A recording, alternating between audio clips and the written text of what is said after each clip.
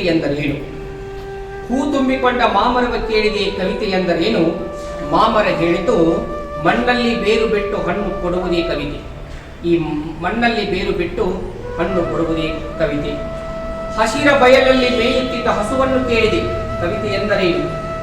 ಹಸಿರ ಬಯಲಲ್ಲಿ ಮೇಯುತ್ತಿದ್ದ ಹಸುವನ್ನು ಕೇಳಿದೆ ಕವಿತೆ ಎಂದರೇನು? ಅಂಬಾ ಎನ್ನುವ ಕರುವಿಗೆ ಹಾಲನ್ನು ಉಣಿಸುವಾಗ ಉಂಟಾಗುವ ಪುಳಕವೇ ಕವಿತೆ. ಅಂಬಾ ಎನ್ನುವ ಕರುವಿಗೆ ಹಾಲನ್ನು ಉಣಿಸುವಾಗ ಉಂಟಾಗುವ ಪುಳಕವೇ ಕವಿತೆ. ತಾಯಿ ಮಡಿಲಲ್ಲಿ ಆಡುವ ಮಗುವನ್ನು ಕೇಳಿದೆ ಕವಿತೆ ಎಂದರೇನು? ತಾಯಿಯ ಮಡಿಲಲ್ಲಿ ಆಡುವ ಮಗುವನ್ನು ಕೇಳಿದೆ ಕವಿತೆ ಎಂದರೇನು? ಆ ಮಗು ನಗುತ್ತಾ ಹೇಳಿತ್ತು, ಈ ನನ್ನ ನಗುವೇ ಕವಿತೆ. ಅಲ್ಲಿಂದ ಹಿಡ್ಕೊಂಡು ವೇದಿಕೆಯ ಮೇಲೆ ಕುಳಿತಂತ ಗಣ್ಯಮಾನ್ಯರನ್ನು ಕೇಳಿದೆ ಕವಿತೆ ಎಂದರೇನು? ವೇದಿಕೆ ಹೇಳಿತು, ನಮ್ಮ ನಿಮ್ಮೆಲ್ಲರ ಸಮಾಗಮವೇ ಒಂದು ಸುಂದರ ಕವಿತೆ ಅಂತಕ್ಕಂಥ. ಕವಿತೆ ಎಂದರೇನು ಅಂತಕ್ಕಂಥ ಪ್ರಶ್ನೆ ಇಂದಿನದಲ್ಲ, ಬಹಳ ಹಳೆಯ ಶತಮಾನಗಳಿಂದ ಇದೊಂದು ಜಿಜ್ಞಾಂಸೆ. ಆಂಗ್ಲ ವಿದ್ವಾಂಸ ಸ್ಯಾಮ್ಯುಯಲ್ ಜಾನ್ಸನ್ ಒಂದು ಕಡೆ ಹೇಳ್ತಾನೆ, ಆತರ ಮೊದಲ ಚಿಂತನೆಯ ಪ್ರಶ್ನೆ ವಾಟ್ ಈಸ್ ಅ ಪೋಯಟ್ರಿ ಅಂತ. ಕಾವ್ಯ ಅಂದ್ರೆ ಏನು, ಕವಿತೆ ಅಂದ್ರೆ ಏನು, ಕವನ ಅಂದ್ರೆ ಏನು ಅಂತ. ಇದಕ್ಕೆ ನಿರ್ದಿಷ್ಟವಾದಂಥ ಪದಗಳಲ್ಲಾಗಲಿ ವಾಕ್ಯಗಳಲ್ಲಾಗಲಿ ಅರ್ಥವನ್ನು ಕೊಡಲು ಹಿಂದೆಯೂ ಸಾಧ್ಯವಾಗಿಲ್ಲ, ಇಂದೂ ಆಗುವುದಿಲ್ಲ, ಮುಂದೆ ಕೂಡ ಆಗಲಿಕ್ಕೆ ಸಾಧ್ಯವಿಲ್ಲ. ಯಾಕಂದ್ರೆ ಬಹಳ ಸರಳವಾಗಿ ಕಾಣ್ತಕ್ಕಂಥ ಒಂದಿಷ್ಟು ಪರಿಕಲ್ಪನೆಗಳು. ಜೀವನ ಅಂದ್ರೆ ಏನು? ಜೀವನ ಅಂದ್ರೆ ಜೀವನ ಅನುಭವ. ಬದುಕು ಅಂದ್ರೆ ಏನು? ಬಹಳ ಸರಳವಾಗಿರ್ತಕ್ಕಂಥ ಪದ, ಆದರೆ ಅದಕ್ಕೆ ವ್ಯಾಖ್ಯಾನ ಕೊಡೋಕೆ ಆಗೋದಿಲ್ಲ. ಬದುಕು ಅಂತಕ್ಕಂಥದ್ದು ಮಹಿಳಾ ಬದುಕು ಬೇರೆ ಆಗಿರ್ತದ, ಪುರುಷ ಪ್ರಧಾನ ಬದುಕು ಬೇರೆ ಆಗಿರ್ತದೆ, ಕಷ್ಟದ ಬದುಕು ಬೇರೆ ಆಗಿರ್ತದ, ಸುಖದ ಬದುಕು ಬೇರೆ ಆಗಿರ್ತದೆ, ಬಾಲ್ಯದ ಬದುಕು ಬೇರೆ ಆಗಿರ್ತದ, ಯೌವನದ ಬದುಕು ಬೇರೆ ಆಗಿರ್ತದೆ. ಹಾಗಾಗಿ ಇಂಥ ಒಂದಿಷ್ಟು ಪರಿಕಲ್ಪನೆಗಳಿಗೆ ನಾವು ವ್ಯಾಖ್ಯಾನವನ್ನು ನೀಡುವುದು ಬಹಳ ಕಷ್ಟಕರವಾಗಿರ್ತಕ್ಕಂಥದ್ದು. ಆದರೂ ಸಾಹಿತಿಯಾದವನು ಕತೆ, ಕಾದಂಬರಿ, ಕವನ ಸಂಕಲ, ಪ್ರವಾಸ ಕಥನ ಏನೆಲ್ಲವನ್ನು ಬರೆದರೂ ಕೂಡ ಆತನೊಳಗೊಬ್ಬ ಕವಿ ಇರ್ತಾನೆ ಅಂತಕ್ಕಂಥದ್ದನ್ನ ನಾವು ಹಿಂದಿನಿಂದ ಓದ್ತಾ ಬಂದಿದ್ದೀವಿ. ಹಾಗಾಗಿ ನಾವು ಎಷ್ಟೇ ಪ್ರವಾಸ ಕಥನದವರೆಗೂ ಸಾಹಿತ್ಯವನ್ನು ಬರಿತಾ ಹೋದ್ರು ಆರಂಭದಲ್ಲಿ ಆತ ಒಬ್ಬ ಕವಿಯಾಗಿರ್ತಾನೆ ಅಂತಕ್ಕಂಥ ಒಂದು ಮಾತು. ಹಾಗಾಗಿ ಎರಡನೆಯ ಕವನ ಸಂಕಲನದಲ್ಲಿ ಚಾಪು ಮೂಡಿಸ್ತಕ್ಕಂಥ ಒಂದು ಭರವಸೆಯನ್ನು ಮೂಡಿಸತಕ್ಕಂಥ ಕವಿ ಶಂಕರಗೌಡ ಚಿಕ್ಕನಗೌಡರು. ಹಾಗಾಗಿ ನಾನು ಈ ಒಂದು ಕೃತಿಯನ್ನ ಎರಡು ದೃಷ್ಟಿಕೋನದಿಂದ ಅವಲೋಕನ ಮಾಡ್ತೀನಿ. ಒಂದು ಕೃತಿಯ ಹೊರಗೆ, ಎರಡನೇದು ಕೃತಿಯ ಒಳಗೆ. ಹಾಗಾಗಿ ಆರಂಭದಲ್ಲೇ ಹೇಳ್ಬಿಡ್ತೀನಿ, ಒಂದು ಕೃತಿಯನ್ನು ಪರಿಚಯ ಮಾಡೋದಂದ್ರೆ ಕೃತಿಯನ್ನು ವಿಮರ್ಶೆ ಮಾಡೋದಂತಲ್ಲ. ಆ ಕೃತಿಯನ್ನು ವಿಮರ್ಶೆ ಮಾಡಲಿಕ್ಕೆ ಮತ್ತೆ ಬೇರೆ ಬೇರೆ ವೇದಿಕೆಗಳಿರ್ತವೆ, ಅದಕ್ಕೆ ಆದಂಥ ಲೇಖನಿಗಳಿರ್ತದೆ. ಯಾವಾಗಲೂ ಒಂದು ಕೃತಿ ಮೌಖಿಕ ವಿಮರ್ಶೆಗಿಂತ ಅದು ಲಿಖಿತ ವಿಮರ್ಶೆ ಆಗಬೇಕು. ಸುಮ್ಮನೆ ಅದ್ರಾಗ ಏನೈತ್ರಿ ಏನಿಲ್ರಿ ಅಂತ ಒಂದ ಮಾತಿಗೆ ಹೇಳ್ಬಿಡೋದಲ್ಲ. ಅದ್ರಾಗ ಏನಿದೆ, ಏನಿಲ್ಲ, ಏನಿರಬೇಕಾಗಿತ್ತು ಅಂತಕ್ಕಂಥ ಅಂಶಗಳನ್ನ ಲೇಖನದ ಮೂಲಕ ಬರೆದ್ರೆ ಅದು ಶಾಶ್ವತವಾಗಿರ್ತದ, ಓದುಗನ ಮನಸ್ಸಿನಲ್ಲಿ ಅಚ್ಚಳಿಯದೆ ಕೂತ್ಕೊಳ್ಳೋಕೆ ಸಾಧ್ಯ. ಹಾಗಾಗಿ ನಾನು ವಿಮರ್ಶೆ ಮಾಡುವಷ್ಟು ದೊಡ್ಡವನು ಅಲ್ಲ. ಹಾಗಾಗಿ ಆಪ್ತ ಸಮಾಲೋಚನೆ ದೃಷ್ಟಿಕೋನದಿಂದ ಕೊನೆಗೆ ಒಂದು ಸಂದೇಶವನ್ನ ಅಥವಾ ಒಂದು ಸಲಹೆಯನ್ನು ಕೊಡಬಹುದೇ ಹೊರತಾಗಿ ಒಟ್ಟಾರೆ ಈ ಕೃತಿಯಲ್ಲಿ ಏನಿದೆ ಅಂತಕ್ಕಂಥದ್ದನ್ನ ನಾನು ಹೇಳ್ತಾ ಹೋಗ್ತೀನಿ. ಈ ಕೃತಿಯಲ್ಲಿ ಇದ್ದದ್ದನ್ನು ಎಲ್ಲವನ್ನೂ ನಾನು ಹೇಳಿಬಿಟ್ಟಿದ್ದೇನೆ ಅಂತ ಅರ್ಥ ಕೂಡ ಅಲ್ಲ. ಕೇವಲ ಒಂದಿಷ್ಟು ಪ್ರಾತಿನಿಧಿಕ ಅನ್ನುವ ರೀತಿಯಲ್ಲಿ ಒಂದು 15-20 ಕವಿತೆಗಳ ಒಂದಿಷ್ಟು ಸಾಲುಗಳನ್ನು ನಿಮ್ಮ ಮುಂದೆ ಇಡ್ತಾ ಇದ್ದೀನಿ. ಅದಕ್ಕಾಗಿ ದಯವಿಟ್ಟು ಈ ಕೃತಿಯನ್ನು ತಾವು ತೆಗೆದುಕೊಂಡು ಓದಬೇಕು. ಯಾವಾಗಲೂ ಒಂದು ಕೃತಿ ಅನ್ನೋದು ಅದನ್ನು ವಿವರಿಸೋದಲ್ಲ, ಅದು ಅನುಭವಿಸೋದು. ಬಹಳ ಜನ ಹೇಳ್ತಾರೆ ಒಂದು ಕೃತಿ ಅಂತಕ್ಕಂಥದ್ದನ್ನ ವಿವರಣೆ ಮಾಡಿ ಹೇಳ್ಬಿಡೋದು. ಟೆಕ್ಸ್ಟ್ ಬುಕ್ ನಾವು ಅದನ್ನೇ ಮಾಡ್ತೀವಿ, ಒಂದು ಕ್ಲಾಸ್ ರೂಮ್ನಲ್ಲಿ ವಿವರಣೆ ಮಾಡಿ ಹೇಳ್ಬಿಡ್ತೀವಿ. ನಿಜವಾದ ಅದು ಮೆಥಡಾಲಜಿ ಅಲ್ಲವೇ ಅಲ್ಲ. ಒಂದು ಕಾವ್ಯ ಅಂತಕ್ಕಂಥದ್ದನ್ನ ಓದ್ತಾ ಹೋದಂತೆ ಒಳಗಡೆ ಸಂವೇದನೆಗಳು ಜಾಗೃತವಾಗ್ತಾ ಹೋಗ್ತಾವೆ. ಸರಿಗೆ ಒಂದು ರೀತಿಯ ಅಭಿಪ್ರಾಯಗಳು ಬೇರೆ ಆಗ್ಬೋದು, ಆ ಸಾರಿಗೆ ಏನಪ್ಪ ಅಂದ್ರೆ ಒಂದು ರೀತಿಯ ಅಭಿಪ್ರಾಯಗಳು ಬೇರೆ ಆಗ್ಬೋದು. ಮೇಡಮ್ರವ್ರು ಓದಿದಾಗ ಆ ಕವನದ ಬಗ್ಗೆ ಹೊಳವುಗಳು ಬೇರೆ ಆಗ್ಬೋದು. ಹಾಗಾಗಿ ಕಾವ್ಯ ಕವನ ಅಂತಕ್ಕಂಥದ್ದು ಓದಿಗೆ ಮೀಸಲಿ ಹೊರತಾಗಿ ಅದನ್ನು ವಿವರಿಸುವುದಕ್ಕಲ್ಲ. ಆದರೂ ಕೂಡ ಸಾಂಪ್ರದಾಯಿಕ ಎನ್ನುವ ರೀತಿಯಲ್ಲಿ ಒಂದು ಕೃತಿಯ ಪರಿಚಯ ಮಾಡ್ತಾರೆ. ಯಾವಾಗಲೂ ಒಂದು ಕೃತಿಯ ಲೋಕಾರ್ಪಣೆಗೊಂಡ ನಂತರ ಕೃತಿಯ ಒಂದಿಷ್ಟು ಮೌಲ್ಯಗಳನ್ನು, ಆ ಕೃತಿಯೊಳಗಿರ್ತಕ್ಕಂಥ ಆದರ್ಶಗಳನ್ನು, ಇವತ್ತಿನ ಪ್ರಸ್ತುತ ಬದುಕಿಗೆ ಆ ಕೃತಿ ಎಷ್ಟರ ಮಟ್ಟಿಗೆ ಹೊಂದಾಣಿಕೆ ಆಗ್ತದೆ ಅಂತಕ್ಕಂಥ ಒಂದಿಷ್ಟು ಅಂಶಗಳನ್ನ ಹೇಳುವ ನಿಟ್ಟಿನಲ್ಲಿ ನಾನು ಹೇಳೋದಾದ್ರೆ, ಮೊಟ್ಟ ಮೊದಲೇ ವಾರಸುದಾರ ತಲೆಬರವೇ ಒಂದು ಬಹಳ ಅಪ್ಯಾಯಮಾನವಾಗಿರ್ತಕ್ಕಂಥ ಒಂದು ಸಂದೇಶವನ್ನ ಸಾರ್ತಕ್ಕಂಥದ್ದು. ಬಹುಶಃ ಜಗತ್ತಿನ 99% ಜನ ಇದಕ್ಕಾಗಿ ಬಡದಾಡ್ತೀವಲ್ಲ, ವಾರಸುದಾರಿಕೆಗಾಗಿ. ಒಟ್ಟು ಮನೆಯಾಗ ಒಬ್ಬ ವಾರಸುದಾರ ಬೇಕಂತ ತಿಳ್ಕೊಂಡು 11 ಮಂದಿ ಹೆಣ್ಮಕ್ಳು ಹಡಿದ ಕುಟುಂಬಗಳು ನಮ್ಮಲ್ಲಿ ನಾವು. ಒಂದು ಕ್ರಿಕೆಟ್ ಟೀಮ್ ತರ 11 ಹಡಿದ್ರು ಕೂಡ ಇನ್ನೊಂದು ಗಂಡ ಆಗ್ಬೇಕಂತ ತಿಳ್ಕೊಂಡು. ಆದ್ರೆ ಅದು ತಪ್ಪಾಗಿರ್ತಕ್ಕಂಥ ಒಂದು ಕಲ್ಪನೆ. ಎಷ್ಟೋ ಮಾತೃ ಪ್ರಧಾನ ಕುಟುಂಬದಲ್ಲಿ ಮಹಿಳೆ ಕೂಡ ವಾರಸುದಾರಿಕೆಯಾಗಿ ನಿಂತ್ಕೊಂಡಂತ ಉದಾಹರಣೆಗಳು. ಹೆಣ್ಣು ಹುಟ್ಟೋ ತನಕ ಏನಪ್ಪಾ ಅಂದ್ರೆ ನಮ್ಮ ವಾರಸುದಾರ ಬೇಕು ಅಂತಕ್ಕಂಥ ಕುಟುಂಬಗಳು ನಮ್ಮಲ್ಲಿದ್ದಾವೆ. ಹಾಗಾಗಿ ಈ ಒಂದು ಪದವನ್ನು ವಾರಸುದಾರ ಅನ್ನೋ ಪದಕ್ಕೆ ತಿಳ್ಕೊಂಡಿದ್ದನ್ನ ಪುರುಷ ಪ್ರಧಾನದ ನೆಲೆಯಲ್ಲಿ ನಾವು ನೋಡೋದನ್ನ ಇದು ಮಹಿಳಾ ಪ್ರಧಾನದ ನೆಲೆಯನ್ನು ಕೂಡ ನಾವು ವಿವರಿಸಬೇಕಾಗ್ತದೆ, ಅರ್ಥೈಸಬೇಕಾಗ್ತದೆ. ಹಾಗಾಗಿ ವಾರಸುದಾರ ಒಂದು ಮನೆಯನ್ನ ಮುನ್ನಡೆಸಿಕೊಂಡು ಹೋಗ್ತಕ್ಕಂತಹ ಮನೆಯ ಯಜಮಾನ ವಾರಸುದಾರಿಕೆಯನ್ನು ಹಿಡಿದುಕೊಂಡು ಇಡೀ ಒಂದು ದೇಶವನ್ನ ಮುನ್ನಡೆಸಿಕೊಂಡು ಹೋಗ್ತಕ್ಕಂಥ ಪ್ರಧಾನಮಂತ್ರಿವರೆಗೂ ಈ ವಾರಸುದಾರಿಕೆ ಮುಂದುವರಿತಾ ಹೋಗ್ತದೆ. ಈ ವಾರಸುದಾರಿಕೆ ಇಲ್ಲದಕ್ಕಾಗಿ ಏನೆಲ್ಲ ಘಟನೆಗಳು ನಡೆದಾವು ಅಂತಕ್ಕಂಥದ್ದನ್ನ ಇತಿಹಾಸ ನಮಗೆ ಪಾಠವನ್ನು ಕೂಡ ಹೇಳಿದೆ. ಝಾನ್ಸಿ ರಾಣಿ ಲಕ್ಷ್ಮೀಬಾಯಿ, ಕಿತ್ತೂರು ರಾಣಿ ಚೆನ್ನಮ್ಮ ವಾರಸುದಾರ ಇಲ್ಲದಕ್ಕಾಗಿ ಆಂಗ್ಲ ಸರ್ಕಾರ ಇದನ್ನೇ ಬಳಸಿಕೊಂಡು ಒಂದು ಬಂಡವಾಳ ಮಾಡಿಕೊಂಡು ದತ್ತು ಮಕ್ಕಳಿಗೆ ಹಕ್ಕಿಲ್ಲ ಅಂತಕ್ಕಂಥ ಒಂದು ನೀತಿಯನ್ನು ತೆಗೆದುಕೊಂಡು ಬಂದು ಆ ರಾಜ್ಯಗಳನ್ನ ಹೇಗೆ ಕಬಳಿಸ್ತು, ಹೇಗೆ ನಾಶಗೊಳಿಸ್ತು ಅಂತಕ್ಕಂಥದ್ದು ಇತಿಹಾಸದಲ್ಲಿ ನೋಡ್ತೀವಿ. ಇನ್ನ ಈ ವಾರಸುದಾರಿಕೆ ಇಲ್ಲದಂತ ಒಂದು ಸಂದರ್ಭದಲ್ಲಿ ಏನೆಲ್ಲ ಕುತಂತ್ರಗಳನ್ನ ಮಾಡಿ ವಾರಸುದಾರಿಕೆಯನ್ನು ಸೃಷ್ಟಿ ಮಾಡಿದ ಎಷ್ಟೋ ರಾಜಮನೆತನಗಳು ನಮ್ಮಲ್ಲಿದಾವ ಮತ್ತು ಸಾಮಾನ್ಯ ಮನೆತನಗಳು ನಮ್ಮಲ್ಲಿದಾವ. ಅಂತ ಒಂದು ಎಳೆಯನ್ನೇ ಹಿಡ್ಕೊಂಡು ನಾನು ಒಂದು ನಾಟಕವನ್ನು ಬರೆದಿದ್ದೀನಿ, ಮುಂದಿನ ತಿಂಗಳ ಬಿಡುಗಡೆ ಆಗ್ತದೆ. ದನಿಯೇ ಹಿಂದಿನ ಧ್ವನಿ ಅಂತಕ್ಕಂಥದ್ದು. ದೇಶಗತಿ ಮನೆತನದ ಗೌಡತಿಗೆ ಮಕ್ಕಳಿಲ್ಲದ ಕಾರಣಕ್ಕಾಗಿ ಒಂದು ಮಗುವನ್ನ ಅವರು ವಾರಸುದಾರಿಕೆಗೆ ಮುಂದುವರಿಸ್ತಾರೆ. ಆ ಮಗು ಎಲ್ಲಿಂದ ಬಂತು, ಹೇಗೆ ಬಂತು, ಆ ಒಂದು ಮಗು ಬಂದರೂ ಕೂಡ ಅದರ ಸಮಾಜದ ದೃಷ್ಟಿಯಲ್ಲಿ ಹೇಗೆ ಮುಚ್ಚಿಟ್ರು, ಆ ಮನೆತನಕ್ಕೆ ಅವನು ವಾರಸುದಾರ ಹೇಗೆ ಮಾಡಿದ್ರು ಅಂತಕ್ಕಂಥ ಒಂದು ಸಣ್ಣ ಎಳೆಯ ಸುತ್ತ ಹಿಡಿದಂಥ ಒಂದು ನಾಟಕ. ಹಾಗಾಗಿ ಈ ವಾರಸುದಾರಿಕೆಯನ್ನ ಮುಂದುವರಿಸಲಿಕ್ಕೆ ಏನೆಲ್ಲ ಅವಾಂತರಗಳು, ಕುತಂತ್ರಗಳು, ಪ್ರತಿತಂತ್ರಗಳು ನಡೆದಂತಹ ಈ ಹಿನ್ನೆಲೆಯಲ್ಲಿ ಸರ್ ಅವರ ಆ ಒಂದು ಶೀರ್ಷಿಕೆ ನೀಡ್ತಾರೆ. ಅದಕ್ಕೆ ಅದರದೇ ಆಗಿರ್ತಕ್ಕಂಥ ಅದಕ್ಕೆ ಸಮದೂಗಿಸ್ತಕ್ಕಂಥ ಒಂದು ಮುಖಪುಟದ ಚಿತ್ರ ವಿನ್ಯಾಸವನ್ನು ನಾವು ಕಾಣ್ತೀವಿ. ಆಧುನಿಕತೆಯಿಂದ ಪ್ರತಿಬಿಂಬಿಸಲು ಬೆಳೆದು ನಿಂತಹ ದೊಡ್ಡ ಮರವನ್ನು ಕಡಿದು ಹಾಕಲಾಗಿದೆ. ಕಡಿದು ಹಾಕಿದರೂ ಕೂಡ ಆ ಒಂದು ಮರದಲ್ಲಿ ಮತ್ತೊಂದು ಬೇವಿನ ಗಿಡ ಏನಪ್ಪ ಚಿಗಿತಾ ಇದೆ. ನೋಡಿ, ಈ ಸಸ್ಯ ಕೂಡ ತನ್ನ ವಾರಸುದಾರಿಕೆಯನ್ನು ಬಿಟ್ಟು ಹೋಗಬೇಕು ಅಂತಕ್ಕಂಥ ಕಲ್ಪನೆಯಲ್ಲಿ ತನ್ನೊಳಗೊಂದು ಗಿಡವನ್ನು ಹುಟ್ಟಿಸಿದ ಆಕೃತಿ ಸರ್ ಅವರಿಗೆ ಎಲ್ಲೋ ಕಾಣಿಸಿರ್ತಕ್ಕಂಥ ಒಂದು ಚಿತ್ರ ಇಟ್ಕೊಂಡು ಅದನ್ನು ಇದಕ್ಕೆ ಮುಖಪುಟವಾಗಿ ಬಳಸಿಕೊಂಡಿದ್ದಾರೆ. ಅವ್ರು ಹೇಳ್ತಾರೆ ಅದರಲ್ಲಿ, ಆಳ ಬೇರೂರಿದ್ದ ಆಲವೀಗ ಬುಡಮೇಲು, ಆಳ ಬೇರೂರಿದ್ದ ಆಲವೀಗ ಬುಡಮೇಲು, ಗರಗಸ ಜೇಸಿಬಿಗಳ ಹಿಂದಿ ನಿಸ್ಕರುಣ ಕೈಗಳು, ಅಮಾನುಷಿ ಕಿವಿಗಳಿಗೆ ಕೇಳದು ಈ ಮರದ ಅಳಲು, ಉಸಿರು ಪಟ್ಟ ವೃಕ್ಷಕ್ಕೀಗ ಉಸಿರಿಲ್ಲ, ತನ್ನ ಗೋರಿಯ ತಾನೇ ಶುದ್ಧಿಗೊಳಿಸುತ್ತಿರುವ ಮನುಷ್ಯ. ಸರಿಗೆ ಪರಿಸರ ಕಾಳಜಿ ಕೂಡ ಹೇಗಿದೆ ಅಂತಕ್ಕಂಥದ್ದನ್ನ ಆರಂಭದಲ್ಲಿ ಅವರು ಹೇಳ್ಕೊಂಡ್ಬಿಡ್ತಾರೆ. ನಾವು ಗೊತ್ತಿಲ್ಲದಂತೆ ಉಸಿರು ಪಡ್ತಕ್ಕಂಥ ಹಸಿರನ್ನ ಹಾಳು ಮಾಡ್ತಾ ಇದ್ದೀವಿ, ಗಿಡಗಳನ್ನ ಸರ್ವನಾಶ ಮಾಡೋದ್ರ ಮೂಲಕ ನಮ್ಮ ಗೋರಿಗಳನ್ನ ನಾವೇ ಕಟ್ಕೊಳಕತ್ತೀವಿ ಅಂತಕ್ಕಂತಹ ಒಂದು ಸಂದೇಶವನ್ನ ಮುಖಪುಟದ ವಿನ್ಯಾಸದ ಮೂಲಕ ಆರಂಭದಲ್ಲಿ ನಮಗೆ ಎಚ್ಚರಿಕೆ ಗಂಟೆಯನ್ನು ಅವರು ಹೇಳ್ತಾ ಹೋಗ್ತಾರ. ಇದಾದ ಮೇಲೆ ಕವನದಲ್ಲಿ ಮುನ್ನುಡಿಯಾಗಿ ಆರಂಭದಲ್ಲಿ ಮುನ್ನುಡಿಯಾಗಿ ಡಾಕ್ಟರ್ ಬಾಳಾ ಸಾಹೇಬ್ ಲೋಕಾಪುರ್ ಸರ್ ಅವರು ಬರೀತಾರೆ. ಅವ್ರು ಯಾವಾಗಲೂ ಯಾರಿಗೆ ಬರೋ ಶುಭ ನುಡಿಯೇ ಶಕುನದ ಹಕ್ಕಿ ಅಂತ. ಬಹುಶಃ ಒಂದು ಆಶೀರ್ವಾದ, ಇಲ್ಲಿಂದ ನಿನ್ನ ಕಾಲ ಶುಭವಾಗಲಿ ಅಂತಕ್ಕಂಥದ್ದು.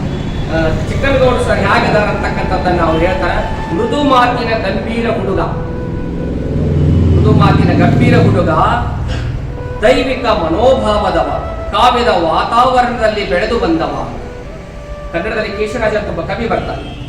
ಆತನ ಅಪ್ಪನು ಕೂಡ ಒಬ್ಬ ಕವಿ, ಮಲ್ಲಿಕಾರ್ಜುನ ಸೂಕ್ತಿ ಸುಧಾರಣಂ ಅಂತ ಕೃತಿ ಬರೀತಾನೆ. ಆತನಿಗೆ ಅಳಿಯ ಕೂಡ ಜನ್ ಅಂತಕ್ಕಂಥ ಕವಿ ಅಳಿಯ. ಆತನ ಅಜ್ಜ ಕೂಡ ಯೋಗಿ ಪ್ರವರ ಆಗಿರ್ತಕ್ಕಂಥವನು. ಆತನು ಸನ್ಯಾಸಿ ಮತ್ತು ಸಾಹಿತಿ.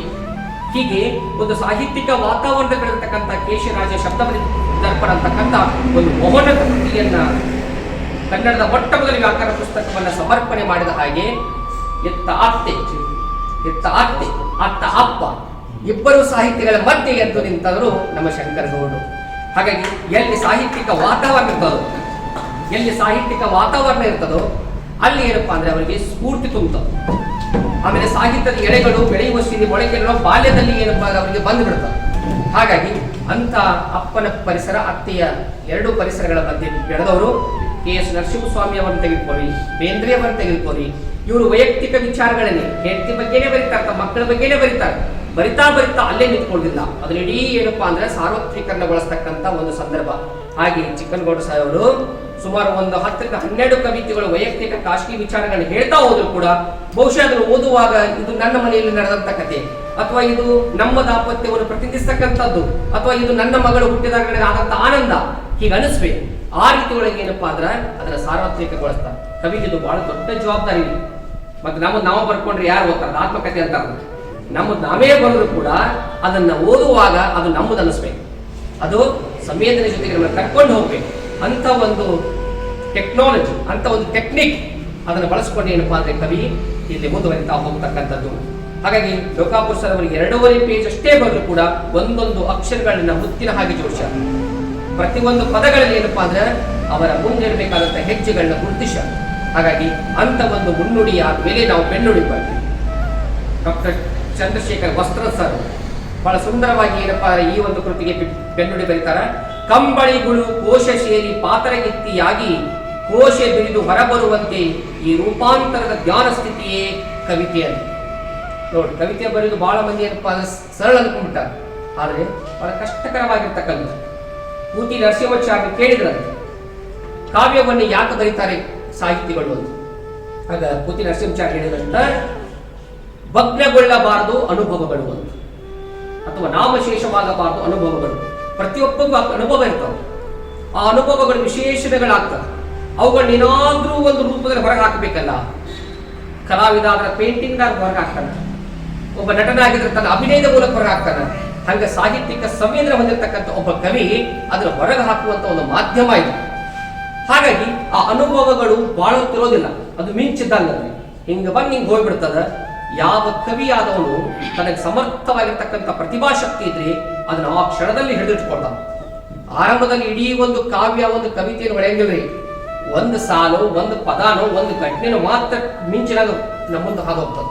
ಅದನ್ನ ಹಿಡ್ಕೋಬೇಕು. ಅದರ ಸುತ್ತ ಏನಪ್ಪಾ ಅಂದ್ರೆ ವಿಷಯಗಳನ್ನ ಜೋಡಿಸ್ತಾ ಹೋಗ್ತಕ್ಕಂಥ ಒಂದು ಪ್ರತಿಭಾಶಕ್ತಿ ಬಹಳ ಅವಶ್ಯವಾಗಿರ್ತಕ್ಕಂಥದ್ದು. ಅಂತ ಒಂದು ಶಕ್ತಿ ಅವರಿಗಿದೆ ಅಂತಕ್ಕಂಥ ಕಂಬಳಿಗಳು. ನೋಡಿ, ಒಂದು ಕಂಬಳಿಗಳು ಏನಪ್ಪಾ ಅಂದ್ರೆ ಪಾತ್ರಗೀತ್ಯ ಆಗ್ಬೇಕಾದ್ರೆ ಹಲವಾರು ರೂಪಾಂತರಗಳು ಪಡ್ಕೊಂಡು ಅದು ಪಾತ್ರಗೀತ್ಯಾಗಿ ಹಾರಿ ಹೋಗ್ತದೆ. ಪಾತ್ರಗೀತ್ಯ ಆದ್ಮೇಲೆ ನಾವು ಅದೆಲ್ಲ ನಿಂತ್ಕೊಂಡು ನೋಡ್ತೀವಿ ಅಂದ್ರೆ ಅದು ಹಿಂದಿನ ಹಲವಾರು ಸ್ಥಿತಿಗಳನ್ನು ದಾಟ್ಕೊಂಡು ಬರಬೇಕು. ಹಾಗೆ ಒಂದು ಕವಿತೆ ಇವತ್ತು ನಮ್ಮ ಮುಂದೆ ಈ ಮುದ್ರಣ ರೂಪದಲ್ಲಿ, ಪುಸ್ತಕ ರೂಪದಲ್ಲಿ ಇದೆ ಅಂದ್ರೆ ಇದಕ್ಕೆ ಹಲವಾರು ಆಯಾಮಗಳದಾವೆ. ಮೊಟ್ಟ ಮೊದಲು ಒಂದು ಮಿಂಚಿನ ಹಾಗೆ ಸ್ಫೂರ್ತಿಯ ರೂಪದಲ್ಲಿ ಆ ಒಂದು ಘಟನೆ, ಆ ಒಂದು ಎಳೆ ನಮಗೆ ಬಂದು ಹೋಗಬೇಕು. ಆ ಎಳೆಯ ಸುತ್ತ ನಮ್ಮ ವಿಷಯ ವಸ್ತುವನ್ನು ಜೋಡಿಸಬೇಕು. ಅದಾದ ಮೇಲೆ ಏನಪ್ಪಾ ಅಂದ್ರೆ ಅದಕ್ಕೆ ಕಾವ್ಯದ ರೂಪವನ್ನು ಕೊಡಬೇಕು. ಅದಾದ ಮೇಲೆ ಮುದ್ರಣ ಕಾರ್ಯ ನಡಿಬೇಕು. ಮುದ್ರಣ ಆದ ಮೇಲೆ ತಿದ್ದುಪಡಿ ಆಗಬೇಕು. ತಿದ್ದುಪಡಿ ಆದ ಮೇಲೆ ಪುಸ್ತಕಕ್ಕೆ ಮುನ್ನುಡಿ ಬೆನ್ನುಡಿ ಬರಬೇಕು. ಅದಾದ ಮೇಲೆ ಈ ಪುಸ್ತಕ ರೂಪ ತಾಳಬೇಕು. ಅಂದ್ರೆ ಮೇಡಮ್ ಅವರು ಹೇಳ್ತಿರ್ತಾರ, ಇದು ಒಂದು ಹೆರಿಗೆ. 9 ತಿಂಗಳ ತಾಯಿ ಯಾವ ರೀತಿ ಒಂದು ಮಗುವನ್ನ ಹೆರಬೇಕಾದ್ರೆ ಆ ಎಲ್ಲ ಅವಸ್ಥೆಗಳನ್ನ ಅನುಭವಿಸಿ ಬಹುಶಃ ಅಂತಾಳಂದ್ರೆ ಈ ಹೆರಿಗೆ ಬೇನೆ ಎದ್ದಾಗ ಅಂತಾಳತ್ತ, ಸಾಕಪ್ಪ ದೇವರ ಈ ಮಗುನ ಲಾಸ್ಟ್, ನನಗೆ ತಡ್ಕೊಳ್ತಕ್ಕಂಥ ಶಕ್ತಿ ಇಲ್ಲ, ಇನ್ ಯಾವುದೇ ಮಕ್ಕಳು ನನಗೆ ಹೆರಿಗೆ ಹೋಗೋದಿಲ್ಲ, ಸಾಕು ಅಂತ ತಿಳ್ಕೊಂಡು ಅಂದು ಹೆರಿಗೆ ಕೋಣಿಗೆ ಹೋದ್ಮೇಲೆ ಮಗು ಹುಟ್ಟಿ ಆ ಮಗುನ ತನಗೆ ಕೈಯಾಗ ಕೊಟ್ಟಾಗ ಇನ್ನ ಇಂಥ 10 ಮಕ್ಕಳು ನಡೀತಂತ. ಆ ಮಗುವನ್ನು ನೋಡಿದಾಗ ಆಕೆ ಹಿಂದಿನ ಎಲ್ಲ ಸಂಕಷ್ಟಗಳು ಮರೆತು ಹೋಗ್ತಾವ. ಬಹುಶಃ ಈ ಚಿಕ್ಕನಗೌಡರ ಆ ಸ್ಥಿತಿಯನ್ನು ಅನುಭವಿಸ್ತಿದ್ದಾರೆ. ಎಲ್ಲ ಜನಗಳ ಮುಂದೆ ತಮ್ಮ ಒಂದು ಕೃತಿ ರೂಪ ಲೋಕಾರ್ಪಣೆಗೊಂಡಿದೆಯಲ್ಲ, ಈಗ ಆ ಸಂಭ್ರಮ.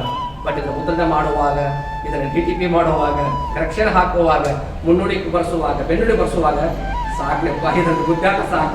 ಯಾಕಂದ್ರೆ ಇಷ್ಟ ಕಷ್ಟದಿಂದ ಒಂದು ಪುಸ್ತಕ ತರಬೇಕಾದ್ರೆ ಎಷ್ಟೆಲ್ಲ ಆತಂಕಗಳನ್ನ, ಅನುಭವಗಳನ್ನ ಅನುಭವಿಸ್ಬೇಕಲ್ಲ ಅಂತ ಅನಿಸುತ್ತದೆ.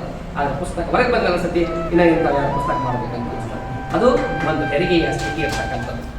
ಹಾಗಾಗಿ ಈ ಒಂದು ಬೆನ್ನುಡಿಯಲ್ಲಿ ಸರ್ ಅವರು ಮುಂದುವರೆದು ಹೇಳ್ತಾರೆ, ಇಲ್ಲಿ ಬಳಸಿರ್ತಕ್ಕಂಥ ಲಲಿತ ಪದಗಳ ಬಳಕೆ, ಕಠಿಣ ವರ್ಣಗಳು ಇಲ್ಲದಿರುವಿಕೆ, ಈ ಒಂದು ಕಾವ್ಯಕ್ಕೆ ರೋಷ ಆವೇಶಗಳಿದ್ದರೂ ಅವು ಇಲ್ಲಿ ಧ್ವನಿಪೂರ್ಣವಾಗಿ ಚಿತ್ರಣಗೊಂಡಿವೆ. ಸರ್ ಅವರು ಮಾತು ಹೇಳಿದರು, ಸರ್ ಯಾವಾಗಲೂ ನಾವು ಏನಪ್ಪಾ ಅಂದ್ರೆ ನೆಗೆಟಿವ್ ಒಳಗಡೆ ಸಾಹಿತ್ಯವನ್ನು ಇಡಲೇಬಾರದು. ಭಾಳ ಖುಷಿ ಅನಿಸಿತು. ನಾವೊಂದು ಮಾತಂದೇವು ಸರ್, ಇವತ್ತು ಟೆಕ್ನಾಲಜಿ ಬಹಳಷ್ಟು ಫಾಸ್ಟ್ ಆಗಿದೆ. ಈ ಮೊಬೈಲ್ನಲ್ಲಿ ವಾಟ್ಸಪ್, ಫೇಸ್ಬುಕ್ ಬಂದ ಮೇಲೆ ಪುಸ್ತಕ ಓದೋರ ಸಂಖ್ಯೆ ಕಡಿಮೆ ಆಗಿದೆ ಅಂತ ಇನ್ನೂ ನಮ್ಮ ಮಾತು ಬಾಯಾಗಿತ್ತು. ಅವ್ರು ಹೇಳಿದ್ರು, ಹಂಗೇನಿಲ್ಲ ಸರ್, ಆ ಫೇಸ್ಬುಕ್ ವಾಟ್ಸಪ್ನಾಗ ಓದ್ತಾರೆ ನೋಡ್ರಿ ಅಂತ. ಮೊದಲು ಇವಾಗ 1,000 ಪುಸ್ತಕ ನೋಡಿ ಎಷ್ಟು ಮಾಡಿದ್ರೆ 1,000 ಮಾಡಿಸಿರ್ತೀವಿ, 1,000 ಮಂದಿ ಸೇರ್ತದೆ. ಬಟ್ ಈ ಮೊಬೈಲ್ ವಾಟ್ಸಪ್ನಲ್ಲಿ ಹಾಕಿದ್ರೆ 1000ಕ್ಕೂ ಮಿಕ್ಕ ಜನ ಏನಪ್ಪಾ ಅಂದ್ರೆ 2,000 ಓದುವಾರ ಕರೆ ಓದಿರ್ತಾರಲ್ಲ. ಅವಾಗ ನನಗೆ ಅನಿಸ್ತು, ಈ ವ್ಯಕ್ತಿ ಪಾಸಿಟಿವ್ಗೆ ಹೆಚ್ಚು ಒತ್ತು ಕೊಡ್ತಕ್ಕಂಥವ್ರು ಅಂತ. ಮತ್ತೆ ಎಲ್ಲಾ ಕವನಗಳಲ್ಲಿ ಪಾಸಿಟಿವಿಟಿ, ಎಲ್ಲೋ ನೆನಪಿಡಕ್ಕೆ ಹೋಗಲ್ಲ, ಹೇಳಿದ್ರು ಕೂಡ ಮತ್ತೆ ಅದನ್ನು ತಂದು ಪಾಸಿಟಿವ್ ನಿಲ್ಲಿಸ್ತಕ್ಕಂಥ ಒಂದು ಅದ್ಭುತ ಶಕ್ತಿ ಅವರಿಗೆ ಇರ್ತಕ್ಕಂಥದ್ದು. ಅದನ್ನೇ ಏನಪ್ಪಾ ವಸ್ತ್ರ ಸರ್ ಅವರು ಹೇಳ್ತಾರೆ, ಲಲಿತ ಪದಗಳು. ಕವಿಗೆ ಇದು ಬಹಳ ಮುಖ್ಯ. ಕವಿತೆ ಗದ್ದಿಗೆ ಬಂದು ಇಟ್ಕೋಬಾರದು. ಸುಮ್ಮನೆ ಉದ್ದು ಬರೀತಕ್ಕಂಥ ಸಾಲುಗಳು ಆಟ ಇಟ್ಬಿಟ್ರೆ, ಮೊದಲಿಗೆ ಇಟ್ಬಿಟ್ರೆ ಕಾವ್ಯ ಆಗೋದಿಲ್ಲ. ಆದರೆ ಅವರ ಕಾವ್ಯಗಳಲ್ಲಿ ಬಹಳಷ್ಟು ಏನಪ್ಪಾ ಧ್ಯೇಯತೆ ಕೂಡ ಇದೆ. ಹಾಗಾಗಿ ಇದು ಕವನದ ಪುಸ್ತಕದ ಹೊರಗೆ, ಇನ್ನು ಪುಸ್ತಕದ ಒಳಗೆ ಹೋಗೋದು.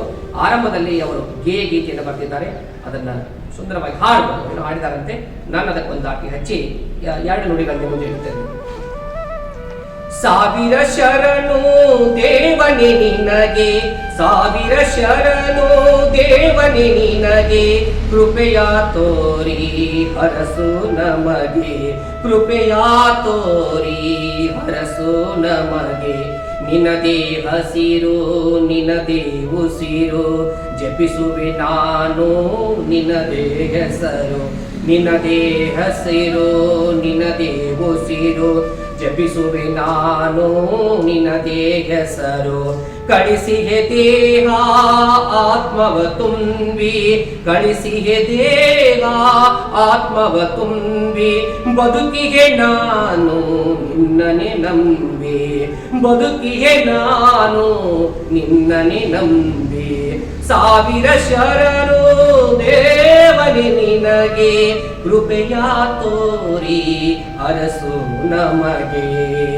ಕಾಣದ ಶಕ್ತಿಯ ನೀ ಮಹಾದೇವ, ನಿನ್ನದೇ ಸೃಷ್ಟಿಯು ಈ ನಮ್ಮ ಜೀವ. ಕಾಣದ ಶಕ್ತಿಯು ನೀ ಮಹಾದೇವ, ನಿನ್ನದೇ ಸೃಷ್ಟಿಯು ನಮ್ಮ ಈ ಜೀವ.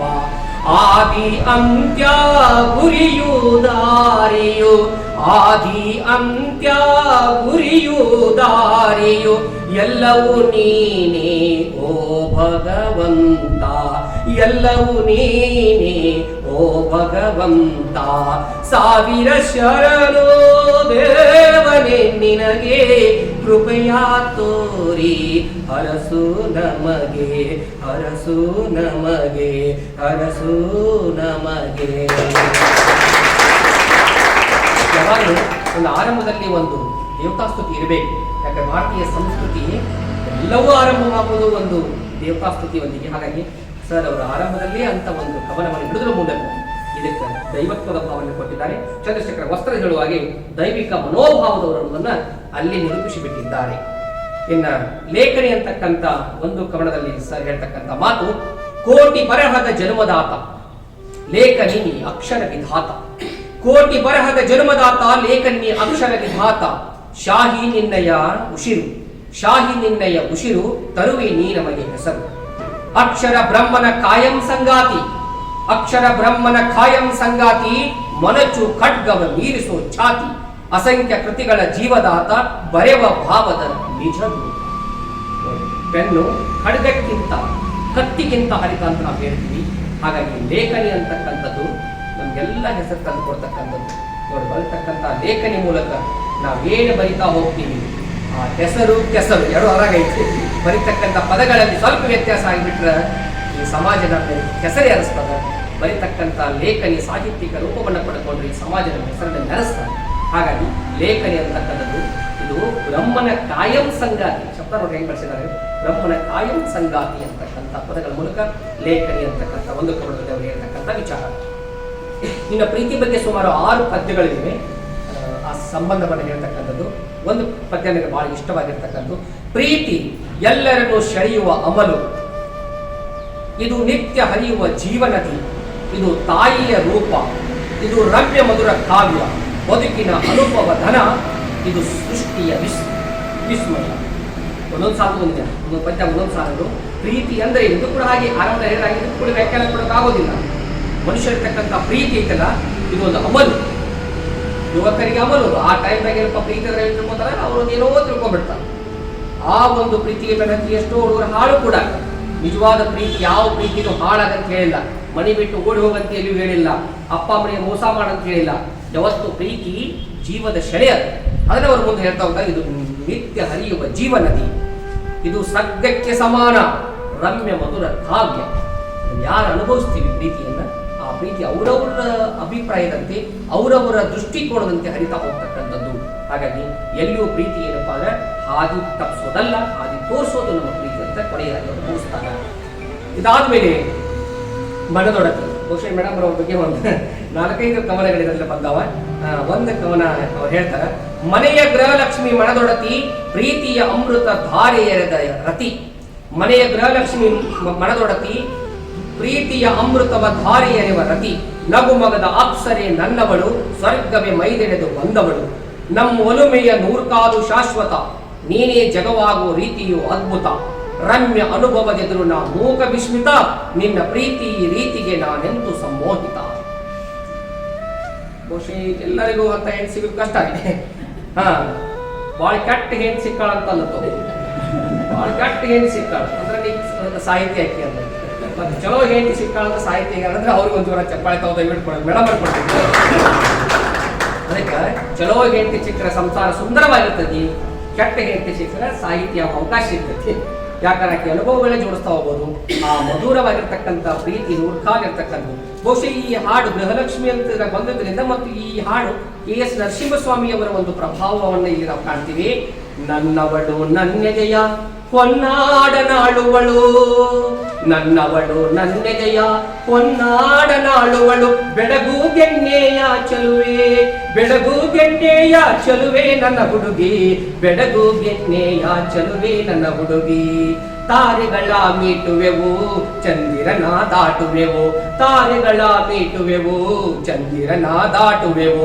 ಒಲುಮೆ ಒಳಗೊಂದು ನಾವು, ಒಲುಮೆ ಒಳಗೊಂದು ನಾವು, ನಮಗಿಲ್ಲ ನೋವು ಸಾವು, ನಮಗಿಲ್ಲ ನೋವು ಸಾವು, ನಮಗಿಲ್ಲ ನೋವು ಸಾವು. ಎಲ್ಲಿ ದಾಂಪತ್ಯ ಮಧುರವಾಗಿರ್ತದೋ, ಎಲ್ಲಿ ದಾಂಪತ್ಯದಲ್ಲಿ ಹೊಂದಾಣಿಕೆ ಇರ್ತದೋ ಅಲ್ಲಿ ಸಾವು ನೋವುಗಳು ಇರೋದಿಲ್ಲ. ನೋವು ಬಂದರೂ ಕೂಡ ಮಿಂಚಿನಂತೆ ಮರ್ಯಾದೆ ಹೋಗ್ತಕ್ಕಂಥದ್ದು, ಸಾವು ಬಂದರೂ ಕೂಡ ಅದು ಮರಣೋಮಿ ಮಾನೋಮಿ ಅಂತ ಹೇಳ್ತಾರೆ. ಅಂತ ಒಂದು ಸಾವು ಕೂಡ ಏನಪ್ಪ ಬಹಳ ಮಧುರವಾಗಿರ್ತಕ್ಕಂಥದ್ದು. ಮನದೊಡತಿ ಕವನದ ಮೂಲಕ ಸರ್ ಅದಕ್ಕೆ ಹೇಳ್ತಾ ಹೋಗ್ತಕ್ಕಂಥದ್ದು. ಬೀದಿಯ ಬದುಕು ಅಂತಕ್ಕಂಥ ಒಂದು ಕವನದಲ್ಲಿ ಈ ಸಾಮಾಜಿಕ ವ್ಯವಸ್ಥೆ ಹೇಳ್ತಾರೆ ಕವಿ. ಇದು ಬಹಳ ಮುಖ್ಯ. ಒಂದು ಕಡೆ ಪ್ರೀತಿ, ಪ್ರೇಮ, ಇಂಥ ವೈಯಕ್ತಿಕ ವಿಚಾರಗಳನ್ನು ಸಾರ್ವತ್ರಿಕಗೊಳಿಸಿದೆ ಈ ಸಾಮಾಜಿಕ ಕಳಕಳಿ ಅಂತಕ್ಕಂಥದ್ದು ಕವಿಗೆ ಬಹಳ ಅವಶ್ಯ. ಅದಕ್ಕಾಗಿ ಅದಾ ಒಂದು ಹಿನ್ನೆಲೆ ಬರೆದಂತಹ ಒಂದು ಕವನ ಬೀದಿಯ ಬದಿಯ ಬದುಕು.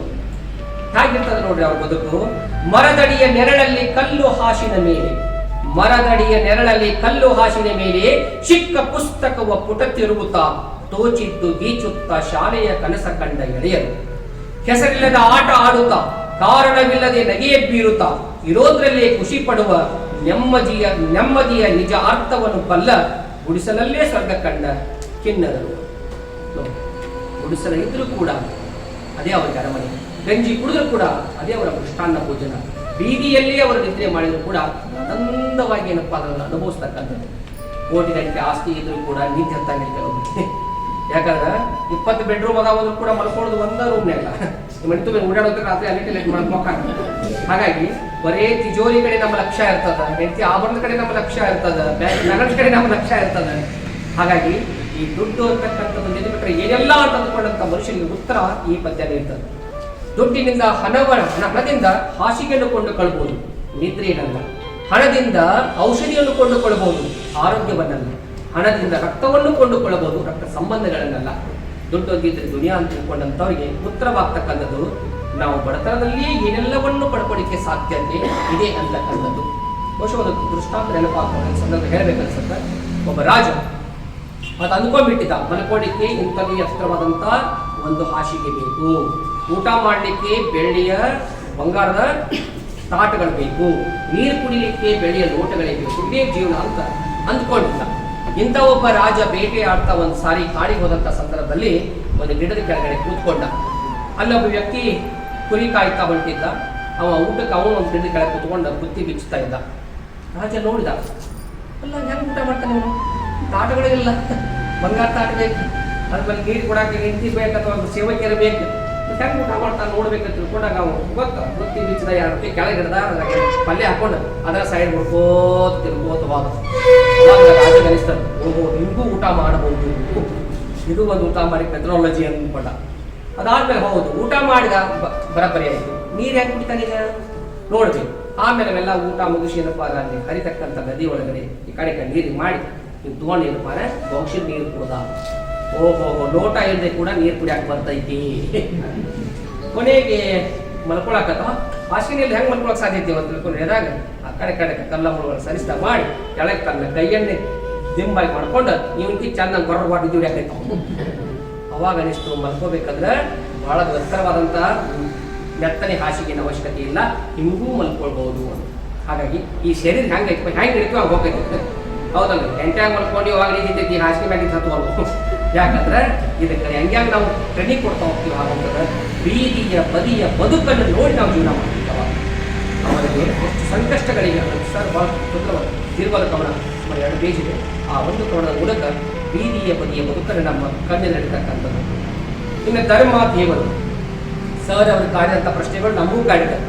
ದೇವರು ಎಲ್ಲಿದ್ದಾನೆ, ನೀನು ಎಲ್ಲಿರುವೆ ಒಂದು ಪ್ರಶ್ನೆ. ಮುಂದಿನ ಕವನ ಇಲ್ಲಿ ಅವ್ರು ಹೇಳ್ತಾರೆ, ಚರ್ಚು ಮಸೀದಿ ಮಂದಿರ ಬಸದಿ ಕಟ್ಟಿಸಿ ಸರ್ವಶಕ್ತ ಭಗವಂತನೆದುರಲ್ಲಿ ನಾವು ಬಂಧಿಸಿ ಸಹಜೀವಿಗಳ ದ್ವೇಷಿಸಿ ಹೃದಯದ ಸುತ್ತ ಗೋಡೆ ಕಟ್ಟಿ ಬದುಕುತ್ತಿಯವು ಮಾನವೀಯತೆಗೆ ಗೋರಿ ಕಟ್ಟಿ. ಅದೇ ಗುಡಿ ಕಟ್ಟುದು, ಚರ್ಚ್ ಕಟ್ಟುದು, ಮಸೀದಿ ಕಟ್ಟುದು ದೇವರಿಗೆ ಮಾಡಾಕತ್ತು. ನಮ್ಮ ಮನೆಯೆಲ್ಲ ಹೊಡೆದಾವ ಅವ್ನು ನೋಡುವಲ್ಲಿ ದೇವರಿಗೆ ಗುಡಿಗಳನ್ನ ಕಟ್ಟೋದು. ಹೆಚ್ಚೆ ಒಂದು ದೇವರು, ಓಣಿ ಒಂದು ದೇವರು ಹೇಳ್ತಾ ಹೋಗ್ತಾರೆ. ಹೊರಬನ್ನಿ ಜಾತಿ ಮತ ಪಂಥದ ಬಲೆಯಿಂದ ಸ್ನೇಹದಿಂದ ಸಹ ಬಾಳ್ವೆ ನಡೆಸಿ ಒಗ್ಗಟ್ಟಿನಿಂದ ಕುಲದ ನೆಲೆಯ ಬಲ್ಲವರು ನಾವಲ್ಲ, ಒಂದೇ ಬಳ್ಳಿಯ ಹೂಗಳು ನಾವೆಲ್ಲ. ನೋಡಿದ್ರಾಗ ಕನಕದಾಸರದು ಒಂದು ಪ್ರಭಾವದೊಂದು ಸಾಲು ತಗೋತಾರ. ಕುವೆಂಪುರವರು ಜಾತಿ ಮತಗಳ ಬಿಟ್ಟು ಹೊರಬನ್ನಿ ಅಂತಕ್ಕಂಥ ಒಂದು ಸಾಲುಗಳನ್ನು ತೆಗೆದುಕೊತಾರ. ಅದ್ರ ಜೊತೆ ಒಂದೇ ಬಳ್ಳಿಯ ಹೂಗಳು ಇಬ್ರಾಹಿಂ ಸುತಾರ್ ಅವರ ಒಂದು ಛಾಯೆಯ ಒಂದು ಸಾಲು. ಅದೆಲ್ಲವನ್ನು ಜೋಡಿಸುವುದಿದೆಯಲ್ಲ, ಅದು ಕವಿ ಇರ್ತಕ್ಕಂಥ ಪ್ರತಿಭೆಯ ಪರಾಕಾಷ್ಠ. ಕವಿಗೆ ಆ ಒಂದು ಪ್ರತಿಭಾಶಕ್ತಿ ಇದ್ದರೆ ಮಾತ್ರ ಅದು ಸಾಧ್ಯ. ಸಕಲ ಜೀವಾತ್ಮಗಳಿಗೆ ಒಳತನ್ನು ಬಯಸುವುದು ಧರ್ಮ. ಬಸವಣ್ಣ ಸಕಲ ಜೀವಾತ್ಮರಿಗೆ ಸಕಲತೆಯನ್ನು ಬಳಸೋದು, ಏಕತೆಯನ್ನು ಬಯಸೋದು, ಪ್ರೀತಿ ದಯೆಗಳನ್ನ ತೋರಿಸುವುದು ಧರ್ಮ. ಯೇಸು ಕ್ರಿಸ್ತ ಒಂದು ಪದ್ಯದಾಗ ಜಗತ್ತಿನ ಮಹಾಪುರುಷರು ಏನೇನೆಲ್ಲ ಹೇಳ್ಯಲ್ಲ ಅದೆಲ್ಲ ವಿಚಾರಗಳನ್ನ ಹೇಳ್ತಾ ಹೋಗ್ತಾರೆ. ಅದಕ್ಕೆ ಕೊನೆಗೆ ಅವ್ರು ಹೇಳೋದೇನಪ್ಪ ಅಂದ್ರೆ, ಒಟ್ಟಾರೆ ದೇವರಿಗೆ 10 ಅವತಾರಗಳು ಬೇಡ, ಆತನ ಸತ್ಯಾವತಾರಗಳು ಬೇಕಾಗಿದೆ. ಕವಿ ಕುವೆಂಪು ಅವ್ರು ಹೇಳ್ತಾರಲ್ಲ, ಬಾಗಿಲ್ಲಿ ಸಂಭವಿಸು ಇಂದೆನ್ನ ಹೃದಯದಲ್ಲಿ, ಬಾಗಿಲ್ಲಿ ಸಂಭವಿಸು ಇಂದೆನ್ನ ಹೃದಯದಲ್ಲಿ, ನಿತ್ಯವೋ ಅವತರಿಪ ಸತ್ಯಾವತಾರ, ನಿತ್ಯವೋ ಅವತರಿಪ ಸತ್ಯಾವತಾರ. ಮಣ್ಣಾಗಿ ಮರವಾಗಿ ಮಿಗವಾಗಿ ಖಗವಾಗಿ, ಮಣ್ಣಾಗಿ ಮರವಾಗಿ ಮಿಗವಾಗಿ ಕವವಾಗಿ, ಭವ ಭವದಿ ಭವಿಷ್ಯೇ ಭವ ಭವದಿ ಭವಿಷ್ಯೇ ಭವವಿದುರ ನೀನಿಂದು ಸತ್ಯಾವತಾರ, ಸತ್ಯಾವತಾರ. ಬಾಗಿಲ್ಲಿ ಸಂಭವಿಸು ಇಂದೆನ್ನ ಹೃದಯದಲ್ಲಿ, ಬಾಗಿಲ್ಲಿ ಸಂಭವಿಸು ಇಂದೆನ್ನ ಹೃದಯದಲ್ಲಿ, ನಿತ್ಯವೋ ಅವತರಿಪ ಸತ್ಯಾವತಾರ, ನಿತ್ಯವೋ ಅವತರಿಪ ಸತ್ಯಾವತಾರ. ನಮಗೆ ದೇವನ ದಶಾವತಾರಗಳು ಸಾಕಿದೆ, ನೋಡು ಸಾಕಾಗೈತಿ. ಇನ್ನು ಸತ್ಯಾವತಾರ ತೋರಿಸ್ಬೇಕಾಗಿದೆ. ಅದಕ್ಕಾಗಿ ಮನುಷ್ಯನ ಅವತಾರದ ಬರಬೇಕಾಗಿ ದೇವರು ಆ ಅವತಾರ ಈ ಅವತಾರಗಳು ಸಾಕು. ಮನುಷ್ಯನ ಅವತಾರದಲ್ಲಿ ಬೇಂದ್ರೆ ಅವರು ಕರೆದಿದ್ದು ಅನ್ನಾವತಾರದಲ್ಲಿ, ಕುವೆಂಪು ಅವರು ಕರೆದಿದ್ದು ಸತ್ಯಾವತಾರದಲ್ಲಿ, ಸರ್ ಹೇಳ್ಕೊಂಡಿದ್ದು ಮಾನವನ ಅವತಾರದಲ್ಲಿ. ಮನುಷ್ಯನಾಗಿ ಬಂದು ಮನುಷ್ಯನಿಗೆ ಸಹಾಯ ಮಾಡಪ್ಪ ಸಾಕಿದ ಎಲ್ಲ ಅಂತಕ್ಕಂಥ ವಿಚಾರ. ಅದಕ್ಕಾಗಿ ನೀವು ಎಲ್ಲಿ ಇರುವುದು ಸರ್, ಇದಕ್ಕೆ ಉತ್ತರ ನೀವು ಭಾಳ ಚೆನ್ನಾಗಿ ಕೇಳ್ಕೊತೀವಿ ಪ್ರಶ್ನೆಗಳನ್ನ. ಯಾವ ರೂಪದಲ್ಲಿ ಬರುವೆ, ಯಾವಾಗ ಬರುವೆ, ಕಾಯ್ದವರು ಬಹಳಷ್ಟು ಇರುವರು ಅವರಿಗೆ ನೀನು ಕಂಡಿಲ್ಲ. ಚಂದ ಹೇಳ್ತಾರೆ, ಕಾಯ್ದವರು ಬಹಳಷ್ಟು ಇವರು ಅವರಿಗೆ ನೀನು ನಿಜ ರೂಪ ತೋರಿಲ್ಲ, ಆದರೂ ಅವರು ನಂಬಿಕೆ ಬಿಟ್ಟಿಲ್ಲ. ಕಾಯುತ್ತಲೇ ಇಡೀ ಜೀವನದಲ್ಲಿ ಕಳೆದು ಮಣ್ಣಲ್ಲಿ ಮಣ್ಣಾಗಿದ್ದಾರೆ, ನೀನು ಬರುವುದಾದರೂ ಎಲ್ಲಿ ವಿಳಾಸ ಕೊಡು. ದೇವರಿಗೆ ವಿಳಾಸವನ್ನು ಕೇಳ್ತಾರೆ. ಅಡ್ರೆಸ್ ಇದ್ರನ್ನ ಮನುಷ್ಯರಿಗೆ ಹಂಗಿದ್ರೆ ಅಮ್ಮಾರ ಬೆಂಗಳೂರಾಗ ಹೋಗಿ ಅಡ್ರೆಸ್ ಇದ್ರನ್ನ ಹತ್ತೋದವ್ರು ನಿಮ್ಗೆ 20 ರೌಂಡ್ ಹಾಕಿ ಅಲ್ಲೇ ಬಿಟ್ಟು ಹೋಗ್ತಾರೆ. ಅಡ್ರೆಸ್ ಇಲ್ದೇ ನಾವು ಗುರುತಿಸೋದು ಕಷ್ಟ, ಹುಡ್ಕೋದು ಕಷ್ಟ. ಅಂತಂದ್ರೆ ದೇವರಿಗೆ ಅಡ್ರೆಸ್ಸೇ ಇಲ್ಲ, ಆದ್ರೂ ಹುಡುಕ್ತಾ ಇದ್ದೀವಿ. ಎಷ್ಟೋ ಜನ ಹುಡುಕಿದ್ರು, ಮಣ್ಣಾಗಿ ಹೋದ್ರು. ಅದಕ್ಕೆ ಎಲ್ಲಿರ್ವಿ ಅಂತ ಅದಕ್ಕೆ ಈಶ್ವರನ ಮಂಟೂರ್ಜಿ ಅವರ ಕವನಾಂಶ ಉತ್ತರ ಆಗತ್ತ. ಎಲ್ಲಿದ್ದಾನೆ ದೇವರು? ದೇವನು ಎಲ್ಲಿಗ ಎಂದಿಗನೆಂದು ಯಾರನ್ನು ಕೇಳದಿರು, ಕಣ್ಣ ಮುಂದೆಯೇ ಸುಳಿಯುವ ದೇಹನ ಮರೆತು ಹುಡುಕದಿರು, ಕಣ್ಣ ಮುಂದೆಯೇ ಸುಳಿಯುವ ದೇವನ ಮರೆತು ಹುಡುಕದಿರು. ದೇವನೋ ಇರುವನೋ ಇಲ್ಲವೋ ಹೇಳು ನೀ. ಎಲ್ಲಿದ ನೋಡ್ರಿ ಹೇಳ್ತಾನೆ, ಹರಿವ ನದಿಯಲ್ಲಿ ಸುರಿವ ಮಳೆಯಲ್ಲಿ ಆ ಶಿವ ನಗುತ್ತಿಗನೋ, ಹರಿವ ನದಿಯಲ್ಲಿ ಸುರಿವ ಮಳೆಯಲ್ಲಿ ಆ ಶಿವ ನಗುತ್ತಿಗನೋ, ಅರಳಿದ ಹೂಗಳ ಸೌಗಂಧದಲ್ಲಿ ಆ ಶಿವ ಗುಳುತ್ತಿಗನೋ.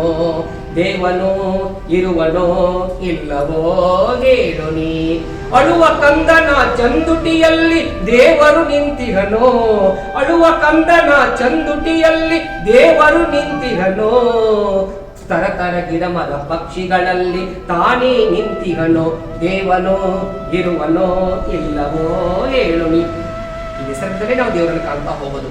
ಈ ಜಗತ್ತನ್ನು ನಡೆಸ್ಕೊಂಡು ಹೋಗ್ತಕ್ಕಂಥ ಒಂದು ಸೃಷ್ಟಿಯ ಶಕ್ತಿ ಇದೆಯಲ್ಲ, ಅದಕ್ಕೆ ನಾವು ದೇವರು ಅನ್ಕೋಬೇಕು. ಹೊರತಾಗಿ ಕಲ್ಲು ದೇವರು, ಮಣ್ಣು ದೇವರು, ದೇವರು ಇದೆಲ್ಲವನ್ನ ಬಿಟ್ಟು ಈ ನಿಸರ್ಗ ದೇವತೆಯನ್ನು ಪೂಜಿಸುವಂತ ಒಂದು ಶಕ್ತಿ ಕರೆಯನ್ನು ಕೊಡ್ತಾರೆ ದೇವರು ಸರ್ ಅವರು. ಹಾಗಾಗಿ ವೈಚಾರಿಕ ಪ್ರಜ್ಞೆ ಕೂಡ ಬಹಳ ಅವಶ್ಯವಾಗಿ ಬೇಕಾಗಿರ್ತಕ್ಕಂಥದ್ದು.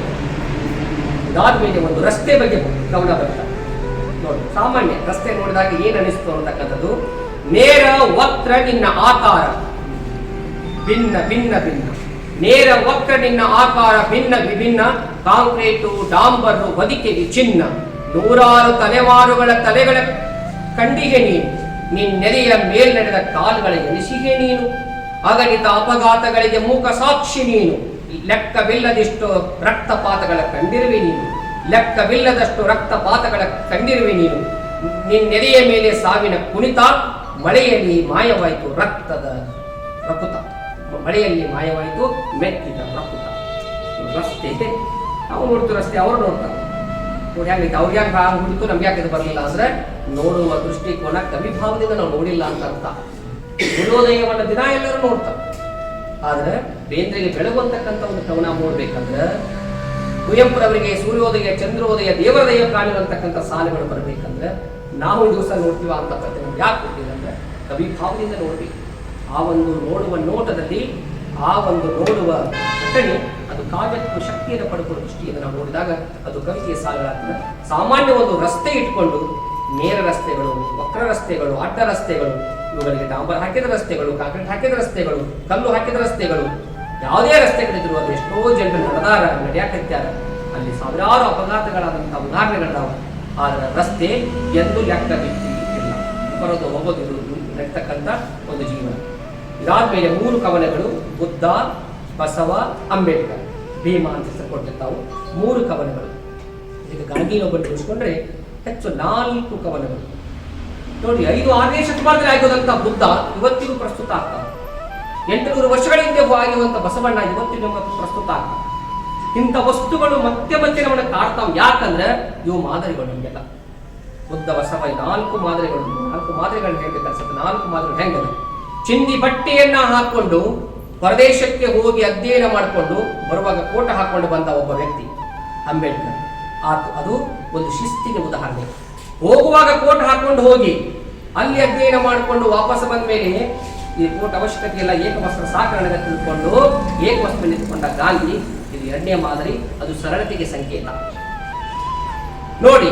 ತನ್ನ ಸ್ವಮನೆಯಿಂದ ಅರಮನೆಗೆ ಹೋಗಿ, ಅರಮನೆಯಿಂದ ಮಹಾಮನೆಗೆ ಬಂದು, ಮಹಾಮನೆಯಿಂದ ಇಡೆಗೆ ಹೋದ ಬಸವಣ್ಣ. 4 ರೂಪಾಂತರಗಳನ್ನು ಇವತ್ತಿನ ರಾಜಕಾರಣಿಗೆ ಬಸವಣ್ಣ ಮನಸ್ಸು ಮಾಡಿದ್ರೆ ಅರಮನೆಯೊಳಗೆ ಪ್ರಧಾನಮಂತ್ರಿಯಾಗಿ ಆರಾಮಿರಬಹುದಾಗಿತ್ತು. ಆದ್ರೆ ಮತ್ತೆ ಆತನ ಮನಸ್ಸೇನಪ್ಪ ಅಂದ್ರೆ ಸಮಾಜದ ಕಡೆಗೆ ಹರಿತು. ಎಲ್ಲರಿಗಿಂತ 3-4ನೇ ಒಂದು ಉದಾಹರಣೆ ಏನಪ್ಪ ಅಂದ್ರೆ ಅರಮನೆ. ಸುಂದರವಾಗಿರ್ತಕ್ಕಂಥ ಯಶೋಧರ ಹೆಂಡತಿ, ಅದಕ್ಕೆ ತಾನೇ ಹುಟ್ಟಿರ್ತಕ್ಕಂಥ ರಾಹುಲ್ ಅಂತಕ್ಕಂಥ ಮಗ, ವಜ್ರ ವೈಡೂರ್ಯ ಆಸ್ತಿ ಅಂತಸ್ತುಗಳಿದ್ರು ಕೂಡ ಅರಮನೆಯಿಂದ ಹೊರಗೆ ಬಂದಾಗ ಗೌತಮ ಬುದ್ಧ. ಇದು ನಮ್ಮ 4ನೇ ಮಾದರಿ, ತ್ಯಾಗ. ಹಾಗಾಗಿ ಬರೀ ಭೋಗವೇ ಜೀವನ ಅಲ್ಲ, ಇದಕ್ಕೆ ತ್ಯಾಗ ಬೇಕು, ಸರಳತೆ ಬೇಕು, ಶಿಸ್ತು ಬೇಕು. ಈ 4 ಮಾದರಿಗಳೇ. ನಮಗೆ ಅಂಬೇಡ್ಕರ್ ಅವರ ಶಿಸ್ತು ಬೇಕು. ಯಾಕಂದ್ರೆ ಇವತ್ತ ಬಟ್ಟೆ ನೋಡಿ ಕೂಡ ನಮಗೆ ಸ್ಥಾನಮಾನಗಳು ಸಿಗ್ತಾವ ನೋಡಿ. ಒಂದು ಪೇಪರ್ ನೀವು ಕೆಳಗೆ ಹೋಗಿರಿ, ವೇಸ್ಟ್ ಪೇಪರ್ ಅಂತ ಕಾಲಕ್ಕೆ ಮುಂದೆ ಹೋಗ್ತೈತಿ ಜನ. ಅದ ಒಂದು ಪೇಪರ್ ತಗೊಂಡು ಅದಕ್ಕೊಂದು ಸೂತ್ರ ಬಾಲಗುಷಿ ಹಚ್ಚಿ ಮ್ಯಾಲ ಹಾಕ್ರಿ, ಏನಾಕತ್ರಿ ಗಾಳಿ ಪಟ್ಟ ಆಗ್ತದೆ. ಹೆಜ್ಜೆ ಇಟ್ಟ ಮುಂದೆ ಹೋದಾಗ ಹೊಳ್ಳೆ ನಿಂತು ನೋಡ್ತಾರ, ಎಷ್ಟು ಚಂದ ಹಾಕತ್ ಮ್ಯಾಲ ತಿಳ್ಕೊಂಡು. ಆಗ್ಯಾಕೆ ಕಾಲಿಟ್ಟ ಮುಂದೆ ಹೋದ್ರೆ ಯಾಕೆ ನಿಂತು ನೋಡ್ತಾರಂದ್ರೆ ಅದರ ಸ್ಥಾನ ಕೆಳಗೆ ಬಿದ್ದಾಗ ಅದು ಧೂಳಿಪಟ ಆಗಿತ್ತು, ಈಗ ಅದೇನಾಗೈತಿ ಗಾಳಿಪಟ ಆಗಿದೆ. ಹಾಗಾಗಿ ಅಂಬೇಡ್ಕರ್ ಅವರ ಮಾದರಿಯೂ ನಮಗೆ ಬೇಕು, ಗಾಂಧೀಜಿಯವರ ಸರಳತೆಯೂ ಬೇಕು, ಬಸವಣ್ಣನ ಸಾಮಾಜಿಕ ಕಳಕಳಿಯೂ ನಮಗೆ ಬೇಕು, ಬುದ್ಧನ ತ್ಯಾಗ ಜೀವನವೂ ನಮಗೆ ಬೇಕು. ಈ 4 ಬಹಳ ಸುಂದರ 2 ಸಾಲುಗಳನ್ನ ಹೇಳ್ತೀನಿ. ಅಗಸಿ ಬಾಗಿಲ ಬಳಿ ಭವಭೋಗದ ಹಂಗಿಲ್ಲದವ, ಗೌತಮ ಬುದ್ಧನ ಬಗ್ಗೆ, ಭವಭೋಗದ ಹಂಗಿಲ್ಲದವ ಅರಿವಿನೂರನ್ನು ಕಂಡ ಭಿಕ್ಷು, ದುಃಖಕ್ಕೆ ಕಾರಣ ಆಸೆ ಎಂಬುದನ್ನು ಸಂಶೋಧಿಸಿದ ಸುವಿಜ್ಞಾನಿ, ದುಃಖಕ್ಕೆ ಕಾರಣ ಆಶೆ ಎಂಬುದನ್ನು ಸಂಶೋಧಿಸಿದ ಸುವಿಜ್ಞಾನಿ. ಬುದ್ಧ ಎಂದರೆ ನಿದ್ದೆಯಿಂದ ಎದ್ದವನು, ಸದಾ ಎಚ್ಚರವಾಗಿರುವವನು. ಬರೀ ಎದ್ದವಷ್ಟ ಅಲ್ರಿ, ಎದ್ದು ಮಕ್ಕಳು ಮಾತು ಮಾಡ್ಬಿಟ್ಟಿತ್ತು. ಆದ್ರೆ ಸದಾ ಎಚ್ಚರವಾಗಿರ್ತಾನಲ್ಲ ಅವನು ಬುದ್ಧ ಅನಿಸ್ಕೊತಾನೆ. ಅದನ್ನ ಹೇಳ್ತಕ್ಕಂಥ ರೀತಿ ಏನಪ್ಪಾ ಅಂದ್ರೆ ಅವರು ಕೊನೆಗೆ ತಂದು ನಿಲ್ಲಿಸೋದು ಬುದ್ಧ. ಇದರ ಅರ್ಥ ಸಿದ್ಧಾರ್ಥ. ಅವರ ಹೆಸರೇ ಅವ್ರು ಕೊಡ್ತಾರೆ ಸಿದ್ಧ ಅರ್ಥ. ಬುದ್ಧ ಅಂತಕ್ಕಂಥದ್ದು ಯಾವಾಗಲೂ ಒಂದು ಅರ್ಥ ಏನಪ್ಪ ಅಂದ್ರೆ ಸದಾ ಜಾಗೃತವಾಗಿರುವವನು, ಸದಾ ಎಚ್ಚರವಾಗಿರುವವನು, ಸಮಾಜವನ್ನು ಎಚ್ಚರದಲ್ಲಿರುವವನು ಗೌತಮ ಬುದ್ಧ ಅನಿಸ್ಕೊತಾನ. ಇನ್ನು ನಮ್ಮೂರ ಮುದುಕ ಅಂತ ಒಂದು ಕವನ ಬರೀತಾರೆ. ಆರಂಭದಲ್ಲಿ ತಮಾಷೆ, ಒಂದು ಕವನ ಸಂಕಲನದಲ್ಲಿ ಬರೀ ಗಾಂಭೀರ್ಯ ತುಂಬಿಕೊಂಡ್ರು ಕೂಡ ಆಗೋದಿಲ್ಲ. ನಮ್ಗೆ ಬಹಳ ಸರ್ ಲೋಕಪ್ಪ ಸರ್ ಹೇಳಿದ್ರು, ಬಹಳಷ್ಟು ಗಂಭೀರತೆಗೂ ಅದಲ್ಪ ಒಂದಿಷ್ಟು ಶಟಾಯಿಗಳು ಕೂಡ ಬರ್ತಾ ಹೋಗ್ಬೇಕು, ಅಂದ್ರೆ ತಮಾಷೆಗಳು ಇರಬೇಕು. ಮುದುಕರ ಬಗ್ಗೆ ಬಹಳ ಚಂದ ಹೇಳ್ಕೊತ ಹೋಗ್ತಾರೆ. ಅದ್ರ ಕೊನೆಗೆ ಮುಗಿಸೋದಿದೆಯಲ್ಲ ಅಲ್ಲಿ ತಕ್ಕನ ಬಂದು ಕವನ ತಿಳ್ಕೊಂಡ್ಬಿಡ್ತದೆ. ನೋಡ್ತಾ ಹೋಗ್ತೀವಿ. ಅಗಿಸಿ ಬಾಗಿಲ ಬಳಿ ಕಟ್ಟೆಯ ಮೇಲೆ ಕೂತು ಹಿಂದಿನ ಕತೆ ಹೇಳುವ ಇತಿಹಾಸಕಾರ ಮುದುಕ. ಕಟ್ಟೆಯ ಮೇಲೆ ಕೂತು, ಅಕ್ಷಿ ಬಾಗಿಲ ಬಳಿ ಕಟ್ಟೆಯ ಮೇಲೆ ಕೂತು ಹಿಂದಿನ ಕತೆ ಹೇಳುವ ಇತಿಹಾಸಕಾರ. ನೆರೆತ ತಲೆಗೂದಿನ ಸಹನೆಯಲ್ಲಿ ನಡೆದು ಬದುಕನ್ನೇ ಕಂಡುಂಡ ಯಜಮಾನ. ಜೊತೆಗೆ ಪ್ರೀತಿ ಹಂಚುವ ಎಲ್ಲರಿಗೂ ಪುಟ್ಟ ಮಕ್ಕಳ ಕಂಡರೆ ಅಕ್ಕರೆ ಹೊಂದಿದ ಹಲ್ಲಿನ ಹಂಗಿಲ್ಲದೆ ಸದಾ ನಗುವ ಹಸನ್ಮುಖಿ. ಎಂದೂ ಬತ್ತದ ಚೈತನ್ಯ ಇರುವವ, ಭರವಸೆಯ ಮನದವ, ಕಾಯಕ ಬಿಡದೆ ಬಾಳಿದವ. ಅವ್ರಿಗೆ ಅಂತ ಮುದುಕ ಕಾಣಿಸ್ಯಾರ. ನಾವು ಒಂದಿಷ್ಟದ ಮುದುಕರು ಬರೀ ಹುಡುಗರ ಕಟ್ಟಿ ಮೇಲೆ ಕೂತಿರ್ತಾವ, ಬರೇ ರಾಜಕೀಯ ಮಾತಾಡ್ತಾರ. ಆ ಪಕ್ಷ ಈ ಪಕ್ಷ ತಮ್ಮ ಪಕ್ಷ ಯಾವ್ದು ಗೊತ್ತಿಲ್ಲ. ಆದ್ರೆ ಎಷ್ಟು ಸುಂದರ ಮುದುಕ. ಅವರ ಇತಿಹಾಸಕಾರ ಇದ್ದಾಗ ನೀವು ಸ್ವಲ್ಪ ಅಜ್ಜಗಳನ್ನ ಬಹಳ ಹಳೆಯ ಮಾತು ನಿಮಿಷ ಸಾಕು, ಅವರೆಲ್ಲ ಇತಿಹಾಸ ಹೇಳ್ತಾವಂತ ಇತಿಹಾಸಕಾರ. ಹಿರಿಯರಲ್ಲೂ ಕೂಡ ಬಹಳಷ್ಟು ವ್ಯತ್ಯಾಸಗಳಾಗೈತಿ. ಹಿಂದಿನ ಹಿರಿಯರು ಬಹಳ ಗಾಂಭೀರ್ಯದಿಂದ ಇರೋರು. ಮಗನ ಒಂದು ಬಟ್ಟೆ ನೋಡಿ ಹೆಂಗಾಗ್ತದೆ ಮೇಡಮ್ ಅವ್ರಿಗೆ ಹೇಳ್ಬೇಕು. ಒಂದ್ಸಾರಿ ನನ್ನ ಹೋಟೆಲ್ ಸುಮಾರು 9th ಇದ್ದಲ್ಲಿ ಕಾಣಿಸುತ್ತೆ, ಮಧ್ಯಾಹ್ನದ ಸಮಯ ಹಸುವಾಗಿತ್ತು.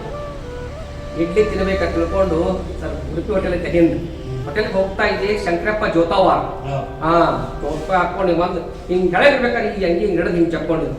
ಯಾಕೋ ಹೋಟೆಲ್ ಯಾಕಂದ್ರೆ ಹಸು ಆಗೈತಿ ಹೋಗಿ ಮಗನ ಕಪ್ಪಾಳಿಗೆ ಹೊಡಿತಾನೆ. ಹೋಟೆಲ್ ಕೊಟ್ಟು ಹೋಟ್ಲ್ ವಯಸ್ಸನಿಂದ ತಿಳ್ಕೊಂಡು ಅಂದ್ ಏನ್ ಹೊಡೆದಾರ. ಇವತ್ತಿ ಹೋಟೆಲ್ ಹೋಗ್ಬೇಕಾದ್ರೆ ಸ್ವಲ್ಪ ಕಾಡಿ ಕಾಡಿ ನೋಡಿ ಹೋಗ್ತಾನೆ ಅವ್ರು ಎಲ್ಲಿ ಕರೆ ಈಗ.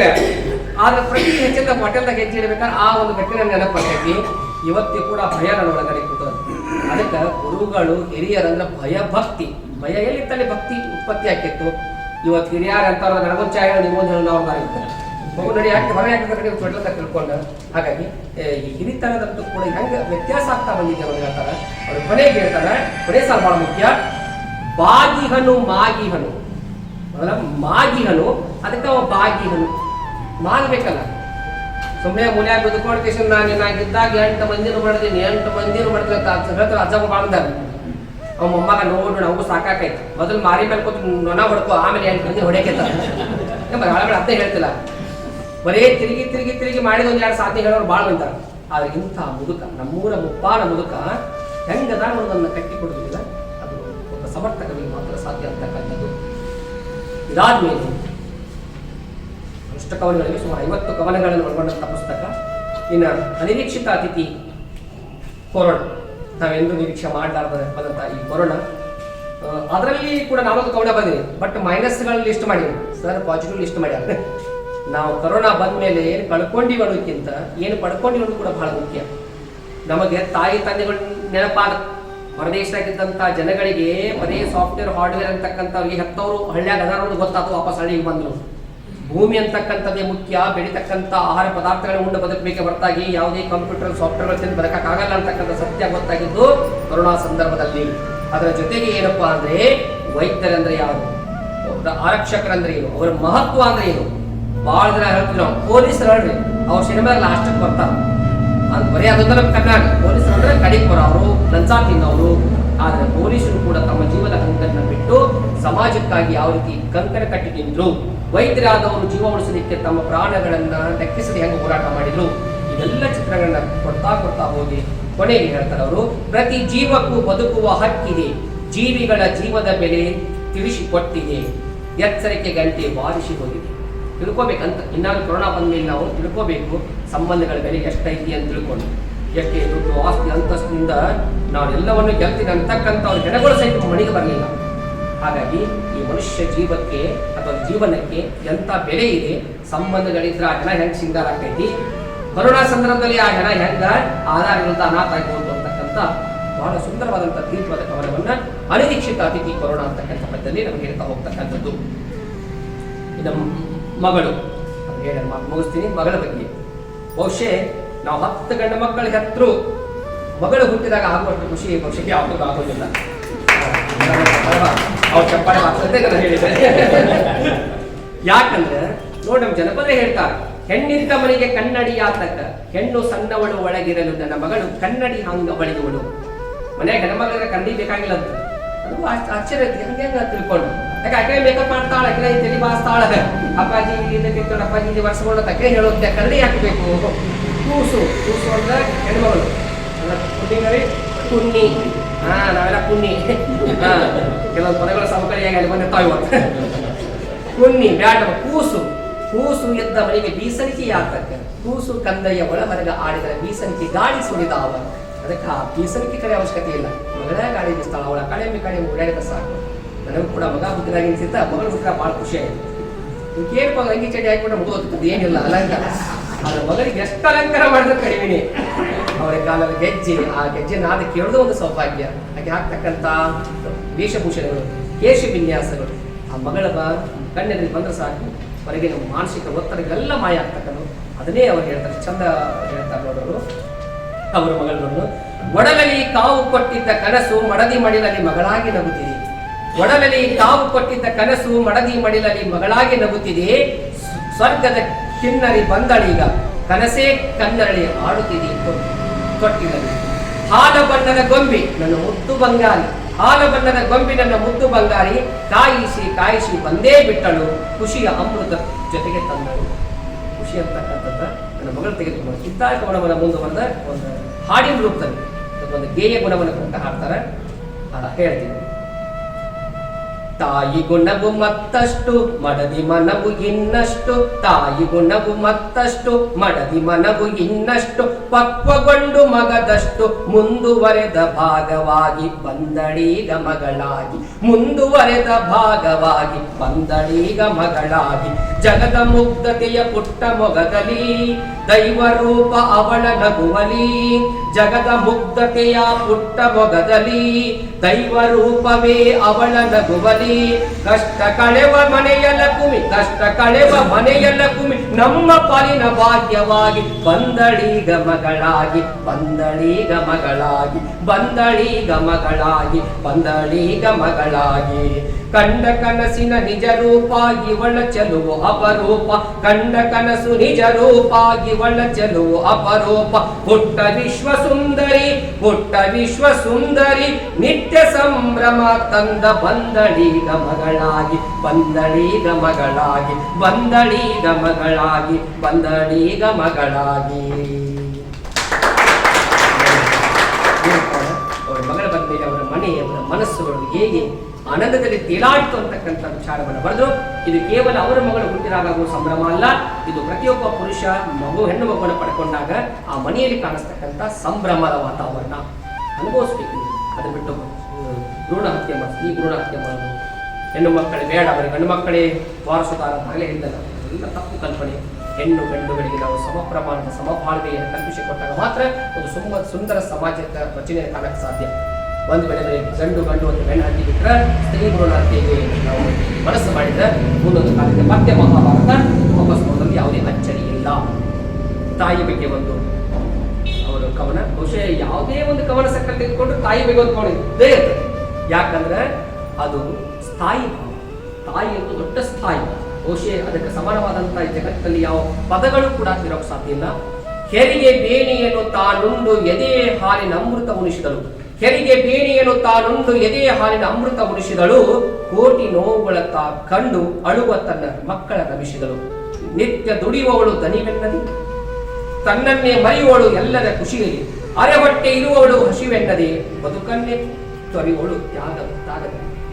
ತಾಯಿಯವರು ತ್ಯಾಗಕ್ಕೆ ಒಂದು ಪ್ರತಿರೂಪ, ಒಂದು ಸಿಂಬಾಲಿಸಮ್, ಒಂದು ಪ್ರತಿಮೆ ಅಂತ ಕರೀತಾರೆ.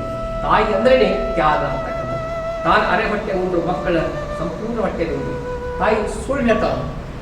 ಎಂಥ ಸುಳ್ಳು ಅಂದ್ರೆ, ತಾ ಉಂಡಿನ ಸುಳ್ಳು ಹೇಳ್ತಾರೆ. ಚಂದಮಾಮ ಬರ್ತಾನಪ್ಪ ನೀವು ಊಟ ಮಾಡೋದು ಸುಳ್ಳು ಹೇಳ್ತಾರೆ. ಚಂದಮಾಮ ಬರಂಗಿಲ್ಲ, ಅದು ಸುಳ್ಳು. ಆದ್ರೆ ಅದು ಸ್ವಾರ್ಥದ ಸುಳ್ಳು. ಇಂಥ ಸ್ವಾರ್ಥ ಸುಳ್ಳು, ತನ್ನ ಮಗ ಉಣಬೇಕನ್ನುವ ಸ್ವಾರ್ಥವೇ ಹೊರತಾಗಿ ಕೋಟಿ ಗಂಟೆ ಲಕ್ಷ ಗಂಟೆ ಗಳಿಸ್ಬೇಕನ್ನೋ ಸುಳ್ಳಲ್ಲ. ಚಂದಮಾಮ ಬರ್ತಾನೆ, ತಿನ್ನಪ್ಪ ತಿನ್ನು, ಒಂದು ಆಪಲ್ ಕಟ್ ಮಾಡಿರ್ತಾನೆ, ಅದ್ರ ಒಂದು ಸಾಂದ ಒಂದು ದೊಡ್ಡ ಅಂತೈತಿ. ಅದು ಮಗು ಹೇಳ್ತಾ ಅಮ್ಮ ಇದು ದೊಡ್ಡ ಐತಿ ಸಾಂದ್ ಐತಿ ನನಗೆ ಸಾಂದ್ ಕೊಡೋದು ಇಲ್ಲ, ಎರಡು ಸಮ ತಿಂದಾಗ ಮಾಡ್ತಿದ್ದ ಹುಡುಗ ಮುಗಿಸಿರ್ತೈತಿ ಇದಾಯ್ತು, ಆಕಿದು ಕೂಡ ಅದಕ್ಕೆ ತಿಳಿಸ್ತಾನೆ. ಹೀಗೆ ತಾಯಿಯ ಪ್ರೇಮ ಬಹಳ ದೊಡ್ಡ. ಆದರೆ ಇವತ್ತು ನಾವು ಏನು ಮಾಡ್ತಾ ಇದ್ದೀವಿ ಅಂದರೆ ಈ ಒಂದು ತ್ಯಾಗಕ್ಕೆ ಬೆಲೆ ಕಟ್ಟಾಗ್ತದೆ. ಚಿಕ್ಕ ವಯಸ್ಸಿನಾಗ ನೀನು ನನ್ನ ಸಾಕಿ, ದೊಡ್ಡ ವಯಸ್ಸಿನಾಗ ನಾನು ನಿನ್ನ ಸಾಕಬೇಕು, ಹಿಂಗೆ ವ್ಯವಹಾರಿಕವಾಗಿ ಬಳಸ್ಕೊಳ್ತೀವಿ. ಹಾಗೆ ಸಾಕಲಾರ್ದ ಮಕ್ಕಳು ಕೂಡ ಇವತ್ತು ಎಷ್ಟೋ ಜನ ನಮ್ಮ ಮಧ್ಯೆ ಅಲ್ಲ. ಒಂದು ಘಟನೆ ನಡೆದಂಥ ಘಟನೆ ಅಂತ ಹೇಳ್ತಾರೆ, ಎಷ್ಟು ಮನೆಗೆ ಗೊತ್ತಿಲ್ಲ. ಹೀಗೆ ಹೇಳಿದ್ದನ್ನು ನಿಮಗೆ ಹಂಚ್ಕೋತಾ ಇದ್ದೀನಿ. ಒಬ್ಬ ತಾಯಿ ತನ್ನ ಎರಡೂ ಮಕ್ಕಳನ್ನೇನಪ್ಪ ಅಂದರೆ ಸಾಫ್ಟ್ವೇರ್ ಇಂಜಿನಿಯರ್ ಮಾಡಿ ಅಮೆರಿಕ ಕಳಿಸಿದ್ರು. ಗಂಟೆಗೆ ಹೇಳ್ತಾಳ್ರಿ, ಮಕ್ಕಳು ಹೋಗಿ 6 ವರ್ಷ ಆಯ್ತು, ವಾಪಸ್ ಮನೆಗೆ ಬರ್ತಾ ಇಲ್ಲ. ಅವ್ರಿಗೆ ಫೋನ್ ಮಾಡಿ ಕರೆಸ್ತೀನಿ, ನಾನು ನೋಡ್ಬೇಕಂತ ಆಸೆ ಆಗೈತಿ. ಗಂಟ ಹೇಳ್ತಾನೆ, ಅಲ್ಲ ದಿನ ಫೋನ್ ಮಾಡ್ತೀನಿ ಅವ್ರಿಗೆ, ಅವ್ರು ಮಾತಾಡಕ್ಕೆ ಮನಸ್ಸೇ ಇಲ್ಲ ಅವರಿಗೆ. ಅವ್ರೇನು ಬರ್ತಾರ ಹಚ್ಚಿರಿ ಅಂತ. ಅವಾಗ ಹಚ್ಚಿದ ಫೋನ್, ಬರೀಪ್ಪ ಮನೆಗೆ ಮಗು ನೋಡ್ಬೇಕಂತ ಮನಸ್ಸು ಮಾಡ್ಯಾಳ.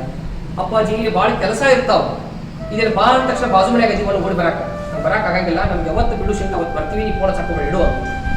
ಹೀಗೆ ಹೋಯ್ತು ತಾಯಿ ಅನಾರೋಗ್ಯಕ್ಕೆ ಬಲಿಯಾಗಿ ಇನ್ನೇನು ಸಾಯುವ ಕಾಲ ಹತ್ತಿರವಾಗಿ ತಿಳ್ಕೊಂಡು ಗಂಡಗೆ ಹೇಳ್ತಾ ಹಚ್ಚಿಬಿಟ್ಟು ಕೊನೆಗೆ ನಮ್ಮ ಮಕ್ಕಳು ನೋಡ್ಬೇಕು. ಅವಾಗಲೂ ಏನಪ್ಪ ಮಕ್ಕಳು ಬರೋದಿಲ್ಲ. ಕೊನೆಗೆ ಒಂದು ನಾವು ಫೋನ್ ಅಪ್ಪ ಮಗ ಇವತ್ತು ಫೋನ್ ಇಡಬೇಡಪ್ಪ ಬೇಗ. ಯಾಕಪ್ಪಾಜಿ ನೀವು ಇವತ್ತು ಬಿಡಬೇಕಂಚಾರ ಬರೋದಿಲ್ಲ? ಯಾಕೆ ಏನಾಯ್ತು? ನಿಮ್ಮಮ್ಮ ನಮ್ಮನ್ನು ಬಿಟ್ಟು ಪಾದಪ್ಪ ಇದಕ್ಕೆ ಮುಖ ಸಿಗಾಗಿದೆ. ಅವಾಗ ಮಗ ಅಂದ, ಓ ಮೈ ಗಾಡ್, ವರ್ಕ್ ಇನ್ನೂ ಭಾಳ ಇತ್ತಪ್ಪ, ಹೆಂಗೆ ಮಾಡಬೇಕು? ಆಯ್ತಪ್ಪ ಇಡು ಇಟ್ಟ. ಸಂಜೆ ಮರುದಿನ 5 ಗಂಟೆ ತನಕ ವೇಟ್ ಮಾಡಿದ್ರು ಕೂಡ ಮಕ್ಕಳು ಬರಲಿದ್ರು. ನೀವು ಇಟ್ಕೊಂಡು ಕೊಟ್ಟು ಏನು ಮಾಡ್ತಿರ್ಬೇಕು, ಶವ ಸಂಸ್ಕಾರಕ್ಕೆ ತಗೊಂಡು ಹೋಗ್ತಾ ಇದ್ರು. ಹೋಗಿ ಇನ್ನೇನು ಅವಾಗ ಗಂಡನೇ ಶವ ಸಂಸ್ಕಾರದ ಅಗ್ನಿಯನ್ನು ಸ್ಪರ್ಶ ಮಾಡಬೇಕು ಅನ್ನೋದಾಗ ಒಂದು ಕಾರ್ ಗಾಡಿ ಬಂದ. ಮಗ ಓಡಿ ಬರ್ತಾನೆ, ಒಬ್ಬನೇ ಹೇಳ್ತಾನೆ, ಅಪ್ಪ ಅಲ್ಲೂ ಒಬ್ಬನ ಬಂದಿಲ್ಲ, ಅವೇನಿದಾರ ಆ ಕೆಲಸ ಭಾಳ ಅದಾವ, ಅದಕ್ಕೆ ಈಗ ಅಮ್ಮ ಸತ್ತಾಳ, ನಾ ಬಂದೀನಿ, ಮುಂದೆ ನೀ ಸತ್ತಾಗ ಅವ್ನು ಬರ್ತಾರ, ಅದಕ್ಕೆ ಒಬ್ಬರು ಮಾತಾಡ್ಕೊಂಡಿವಿ. ಅದಕ್ಕೆ ಈಗ ಅಗ್ನಿ ಸ್ಪರ್ಶ ಮುಗಿಸ್ತು. ಅಗ್ನಿ ಸ್ಪರ್ಶ ಮಾಡಿದ್ರು, ಮನೆಗೆ ಹೋದ್ರು. ಭಾಳ ನೋವನಿಸ್ತು. ಇಂಥ ಮಕ್ಕಳ ಶಿಕ್ಷಣ ಕೊಟ್ಟಿವಿ, ಇವರಿಗೆ ಸಂಸ್ಕಾರ ಕೊಡೋಕೆ ಆಗಲಿಲ್ಲ. ಇವರು ಸಂಸ್ಕಾರದಿಂದ ಮಕ್ಕಳು ತಗೊಂಡು ನಾವೇನು ಮಾಡೋದು ತಿಳ್ಕೊಂಡು ಅಪ್ಪ ನಿರ್ಧಾರ ಮಾಡಿದ್ರು, ನಾನು ಬದುಕಲೇಬಾರದು ತಿಳ್ಕೊಂಡು ಒಂದು ಚೀಟಿ ಬರೆದು ಕೈಯಾಗಿ ಇಟ್ಕೊಂಡು ವಿಷ ತಗೊಂಡು ಮಕ್ಕಳು. ಬೆಳಗ್ಗೆ ಎದ್ದ ತಕ್ಷಣ ಇವನು ಮತ್ತೆ ಕಡಿಬಿಡ್ಲಪ್ಪ, ಬೇಗ ಹೇಳು, ಅಮ್ಮನ ಕಾರ್ಯ ಮುಗಿಸ್ಬೇಕು, ಮತ್ತೆ ನಾನು ಅಮೆರಿಕಕ್ಕೆ ಹೋಗ್ಬೇಕು ಅಂತ ತಿಳ್ಕೊಂಡು ಅಪ್ಪ ನೆಪ್ಸಕ್ಕೆ ಹೋಗ್ತಾನೆ. ಅಪ್ಪ ಹೇಳಿದ ಕೈಯಲ್ಲಿ ಚೀಟಿ ತಗೊಂಡು ಓದ್ತಾನೆ. ಬರ್ದಿದ್ದ ಅಪ್ಪ, ಮಗ ತಾಯಿ ಸತ್ತಾಗ ನೀನು ಬಂದೆ, ಮತ್ತು ನಾಳೆ ನಾನು ತಿಳ್ಕೊಂಡ್ಮೇಲೆ ಅವನು ಬರಬೇಕಾದ್ರೆ ಕಷ್ಟ ಆಗತ್ತಪ್ಪ, ಹೆಂಗೂ ಬಂದಿಯಲ್ಲ, ನಂದು ಒಂದು ಸಂಸ್ಕಾರ ಮುಗಿಸ್ಕೊಂಡು ಹೋಗ್ಬೇಡು, ಸಾಕಿ ಜೀವನ ಅಂತ ತಿಳ್ಕೊಂಡು. ಅದಕ್ಕೆ ಇಂಥ ಮಕ್ಕಳು ಯಾರಿಗೂ ಹುಟ್ಟಬಾರ್ದು ಅಂತ ಕೆಳಗೆ ಬಂದಿದ್ದಾರೆ. ಅದೇ ಘಟನೆಗಳು ಸಾಕಷ್ಟು ಹೆಚ್ಚು ಕಡಿಮೆ ಇರ್ತಾವೆ, ಅದು ಸ್ವಲ್ಪ ಹಂಗೆ ಮಾಡಿರ್ಬೋದು. ಆದರೆ ಇಂಥ ಘಟನೆಗಳನ್ನು ನಾವು ಅಲ್ಲೆಲ್ಲಿ ನೋಡ್ತೀವಿ. ಒಬ್ಬ ತಂದೆ ತಾಯಿಗಳು ಕುಡ್ಕೊಂಡು 10 ಮಕ್ಕಳನ್ನ ಸಾಕುವಷ್ಟು ಸಾಕ್ತಾರೆ, ಆದರೆ 10 ಜನ ಕುಡ್ಕೊಂಡು ಒಬ್ಬ ಅಪ್ಪ ಅಮ್ಮನ ಸಾಕಲಾದ ಸ್ಥಿತಿ ಇವತ್ತು ನಾವಿದ್ದೀವಿ. ಅದನ್ನೇ ಅವರು ತಾಯಿಯ ಪ್ರೀತಿ ಅಂತಕ್ಕಂಥ ಕ್ರಮದಲ್ಲಿ ತಾಯಿ ಏನೆಲ್ಲವನ್ನು ಮಾಡಿರ್ತಾಳೆ, ಮನೆ ನಾವು ಏನು ಕೊಡ್ತೀವಿ ಅಂತಕ್ಕಂಥದ್ದನ್ನು ಸಂದೇಶವಾಗಿ ನೀಡ್ತಕ್ಕಂಥದ್ದು. ಕೊನೆಯದಾಗಿ ಒಂದು ಎಲ್ಲಿಯೂ ನಿಲ್ಲದಿ, ಬಹಳ ಅದ್ಭುತವಾದಂಥ ಕವನ ಇದು. ಭರವಸೆಯ ಬದುಕನ್ನು ಹೇಳ್ತಕ್ಕಂಥ ಕವಿಗೂ ಸಮಾಜಕ್ಕೂ ಈ ಭರವಸೆ ನಂಬಿಕೆ ಮೇಲೆ ಜಗತ್ತೈತಿ. ಅದನ್ನ ಅವ್ರು ಹೇಳ್ತಾ ಹೋಗ್ತಾರೆ, ನಡೆಯಬೇಕು ನಿಲ್ಲದಿ ಬರುವ ಕಷ್ಟ ಎದುರಿಸಿ, ನಡೆಯಬೇಕು ನಿಲ್ಲದಿ ಬರುವ ಕಷ್ಟ ಎದುರಿಸಿ, ದಾರಿ ಅಂತಾದರೇನು ಪಯಣ ನಿಲ್ಲದಿರಲಿ, ಅಡೆತಡೆಗಳು ತಪ್ಪಿದ್ದಲ್ಲ ಬದುಕು ಸಾಗಲೇಬೇಕು, ಬಿದ್ದರೇನು ಕಲ್ಲು ಮುಳ್ಳು ಅವುಗಳನ್ನು ಎತ್ತೆಸೆದು ಮುನ್ನಡೆಯಲೇಬೇಕು, ಬದುಕಿನ ಪಯಣ ಬಹು ದೂರ. ಯಾರಿಗೆ ಕಷ್ಟಗಳಿಲ್ರಿ? ಒಬ್ಬ ಸೇವಕರು ಹಿಡ್ಕೊಂಡು ಮೇಲೆ ಆಳ್ತಕ್ಕಂಥ ದಿವಾನ್, ಅಂದರೆ ಜವಾನ್ ಟು ದಿವಾನ್ ವರೆಗೆ ಅವರದೇ ಆದಂಥ ಕಷ್ಟಗಳಿದೆ. ನಾವು ಬದುಕು ಎಂಡಾಯ್ತು ಅಂತ ಎಂದೂ ಅನ್ಕೋಬಾರ್ದು, ಅದು ಬೆಂಡಾಯ್ತು ಅನ್ಕೋಬೇಕಷ್ಟೇ. ಒಂದು ಇರುವೆ ಹೊಂಟಿರ್ತದೆ, ಹೋಗ್ತಕ್ಕಂಥ ಇರುವಿಗೆ ಒಂದು ಗುಡ್ಡ ಮುಂದೆ ಬಂದ್ಬಿಡ್ತಾರೆ, ಅದು ಎಂದೂ ಅಂದ್ಕೊಳ್ಳಲ್ಲ. ಇಲ್ಲಿ ಎಂಡ್ ನನ್ನ ಜೀವನ ಅಂದ್ಕೊಳ್ಳಲ್ಲ, ಅದು ಅನ್ಕೋತೈತೆ. ಗುಡ್ಡ ಇರೋದಲ್ಲಿ ಈಗ ನನ್ನ ರೋಡ್ ಏನಾಯ್ತು, ಬೆಂಡ ಇದು ಬಾಳಬೇಕಲ್ಲ ಮಾತು. ಮತ್ತೆ ಹೊಳ್ಳಿ ದಾರಿಗಳನ್ನು ಹುಡ್ಕೊಂಡು ಮತ್ತೆ ಇರುವಿ ತನ್ನ ಮೂಲ ಸ್ಥಿತಿಯನ್ನ, ತನ್ನ ಮೂಲ ಗುರಿಯನ್ನು ಮುಟ್ತಾರೆ. ಇರುವಿ ಅಂತ ಇರುವಿಗೆ ತನ್ನ ಗುರಿಯನ್ನು ಮುಟ್ಟುವ ಕಡೆ ಲಕ್ಷ್ಯ ಇರುವಾಗ, ಮನುಷ್ಯರಾಗಿರ್ತಕ್ಕಂಥ ನಾವುಗಳು ಭರವಸೆಯ ನಂಬಿಕೆಯನ್ನು ಇಟ್ಕೊಂಡು ಈ ಜೀವನದ ಯಾಣದ ಕೊನೆಯ ತೀರವನ್ನು ಮುಟ್ಟಬೇಕು ಅಂತಕ್ಕಂಥ ಆತ್ಮೀಯ ಸಾಹಿತ್ಯಿಕ ಮನಸ್ಸುಗಳುಳ್ಳವರ ಎಲ್ಲ ಆತ್ಮೀಯ ಬಾಂಧವರೇ, ಇದರಲ್ಲಿ ಕಾಮ ಇದೆ, ಪ್ರೇಮ ಇದೆ, ಜೊತೆಗೆ ಪ್ರೀತಿ ಇದೆ, ಭರವಸೆ ಇದೆ, ನಂಬಿಕೆ ಇದೆ. ಎಲ್ಲದಕ್ಕಿಂತ ಮುಖ್ಯವಾಗಿ ಮಾನವೀಯತೆ ಅಂತ ಒಂದು ಪದ್ಯ ಬರ್ತದೆ. ಮಾನವೀಯತೆ ಎಷ್ಟೆಲ್ಲ ಹಾಳಾಗೋಯ್ತು ಅಂತ. ಒಬ್ಬ ವೈದ್ಯನಾದವರು ತನ್ನ ಮಾನವೀಯತೆ ಮರೆತರೆ ಏನಾಗ್ತದೆ? ಒಬ್ಬ ಇಂಜಿನಿಯರ್ ಆದವರು ತನ್ನ ಮಾನವೀಯತೆಯನ್ನು ಮರೆತರೆ ಏನಾಗ್ತದೆ, ಒಬ್ಬ ಶಿಕ್ಷಕರಾದವರು ತನ್ನ ವರ್ಗ ಕೋಣೆಯಲ್ಲಿ ಮಾನವೀಯತೆಯನ್ನು ಬಿಟ್ಟು ಪಾಠ ಮಾಡಿದ್ರೆ ಏನಾಗ್ತದೆ ಅಂತಕ್ಕಂಥ ಪದ್ಯಗಳು ಕೆ ಶರೀಫ ಗುರುಬರ್ಗರ ಕವಿಯತ್ರಿ ಬರೀತಾಳ. ಮಾನವೀಯತೆ ಏನಾಗಿದೆ ನಿನಗಿಂದು, ಹೀಗೇಕೆ ನಡು ಬೀದಿಯಲ್ಲಿ ಮೌನವಾಗಿ ಮಲಗಿರುವೆ. ಮಾನವೀಯತೆ ಏನಾಗಿದೆ ನಿನಗಿಂದು, ಹೀಗೇಕೆ ನಡು ಬೀದಿಯಲ್ಲಿ ಮೌನವಾಗಿ ಮಲಗಿರುವೆ.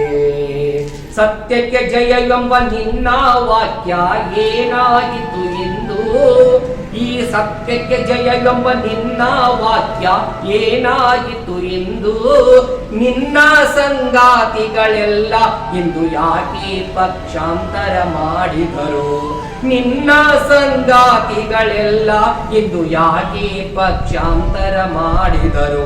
ಮಾನವೀಯತೆ ಏನಾಗಿದೆ ನಿನಗಿಂದು, ಹೀಗೇಕೆ ನಡು ಬೀದಿಯಲ್ಲಿ ಮೌನವಾಗಿ ಮಲಗಿರುವೆ, ಮೌನವಾಗಿ ಮಲಗಿರುವೆ. ಮಾನವೀಯತೆ ಅಂತಕ್ಕಂಥ ಇವತ್ತು ನಾವೇನು ಮಾಡಿಪ್ಪ ಅಂದ್ರೆ ಅರ್ಥವಿಲ್ಲದ ಪದವನ್ನಾಗಿಸಿ ಮೂಲೆಗಿಟ್ಟಿವಿ. ಆದರೆ ಯಾವತ್ತು ಭೂಮಿ ಮೇಲೆ ಮಾನವೀಯತೆ ಇಲ್ಲವಾಗುತ್ತೋ ಅವತ್ತು ಮನುಷ್ಯ ಸಂತತಿ ನಾಶವಾದಂತೆ. ಹಂಗಾಗಬಾರ್ದು ಅನ್ನೋದೇ ಸಾಹಿತ್ಯದ ಮೂಲ ಮತ್ತು ದೊಡ್ಡ ಜವಾಬ್ದಾರಿ. ಕವನಗಳ ಮೂಲಕ, ಕಾವ್ಯಗಳ ಮೂಲಕ, ಕಾದಂಬರಿ, ಸಣ್ಣ ಕಥೆಗಳ ಮೂಲಕ ಮತ್ತೆ ಸಾಮಾಜಿಕ ಕಳಕಳಿಯನ್ನು ಮೂಡಿಸಬೇಕು, ಮಾನವೀಯತೆಯನ್ನು ಮೆರಿಬೇಕು ಅನ್ನೋ ಹಿನ್ನೆಲೆಯಲ್ಲಿ ಕವಿಯಾದವರು ಎಷ್ಟೇ ಸಂಕಷ್ಟಗಳನ್ನು ಇದ್ರೂ ಕೂಡ ಅದರ ಎದುರಿಸಿ ಇಂಥ ಒಂದು ಪುಸ್ತಕವನ್ನು ನಮ್ಮ ಕೈಗೆ ಇರ್ತಾವೆ. ಇಟ್ಟಂತಹ ಪುಸ್ತಕವನ್ನು ಬದಿಗಿಸಿ ನಿಂತದಲ್ಲ, ತಿರುವಿಡಬಾರದು, ತಿರುವಿಡಬೇಕು. ಬರೀ ತಿರುವಿ ಮಾಡಿ ಇಟ್ಕೊಳ್ಳೋದಲ್ಲ, ಒಳಗೆ ಏನಿದೆ ಅಂತಕ್ಕಂಥ ಒಂದು ಸಾಲು, ಒಂದೇ ಒಂದು ಸಾಲು ಬದುಕಿಗೆ ಸ್ಫೂರ್ತಿ ಆಗ್ತದೆ. ಒಂದೇ ಒಂದು ವಾಕ್ಯ ನಮ್ಮ ಬದುಕನ್ನು ರೂಪಾಂತರಗೊಳಿಸ್ತದೆ, ಹೊಸತನವನ್ನು ಮೂಡಿಸ್ತದೆ. ಹಾಗಾಗಿ ದಯವಿಟ್ಟು ಈ ಪುಸ್ತಕವನ್ನು ತಾವು ಓದಿ ಜಮಖಂಡಿಯ ಸಾಹಿತ್ಯ ಲೋಕ ಉತ್ತರೋತ್ತರವಾಗಿ ಇನ್ನು ಬೆಳೆದಿ. ಸರ್ ಶಂಕರಗೌಡ, ಚಿಕ್ಕನಗೌಡ ಸರ್ ಅಂತ ಇನ್ನಷ್ಟು ಇಂಥ ಮೌಲಿಕ ಕೃತಿಗಳು ಹೊರಬರಲಿ ಅಂತ ಆಶಿಸ್ತಾ ಇಂಥ ಒಂದು ಅವಕಾಶಕ್ಕಾಗಿ ವೇದಿಕೆಗೆ ಅಭಿನಂದನೆಗಳನ್ನು ಸಲ್ಲಿಸಿ ನನ್ನ ಮಾತಿಗೆ ಮಂಗಳ ಹೇಳ್ತೀನಿ. ಈ ನಮ್ಮ ವಿಡಿಯೋ ನಿಮಗೆ ಇಷ್ಟವಾದರೆ ಲೈಕ್ ಮಾಡಿ, ಕಮೆಂಟ್ ಮಾಡಿ, ಶೇರ್ ಮಾಡಿ ಮತ್ತು ತಪ್ಪದೇ ಸಬ್ಸ್ಕ್ರೈಬ್ ಮಾಡಿ. ಪಕ್ಕದಲ್ಲಿ ಇರೋ ಬೆಲ್ ಬಟನ್ ಮೇಲೆ ಕ್ಲಿಕ್ ಮಾಡಿ. Thank you.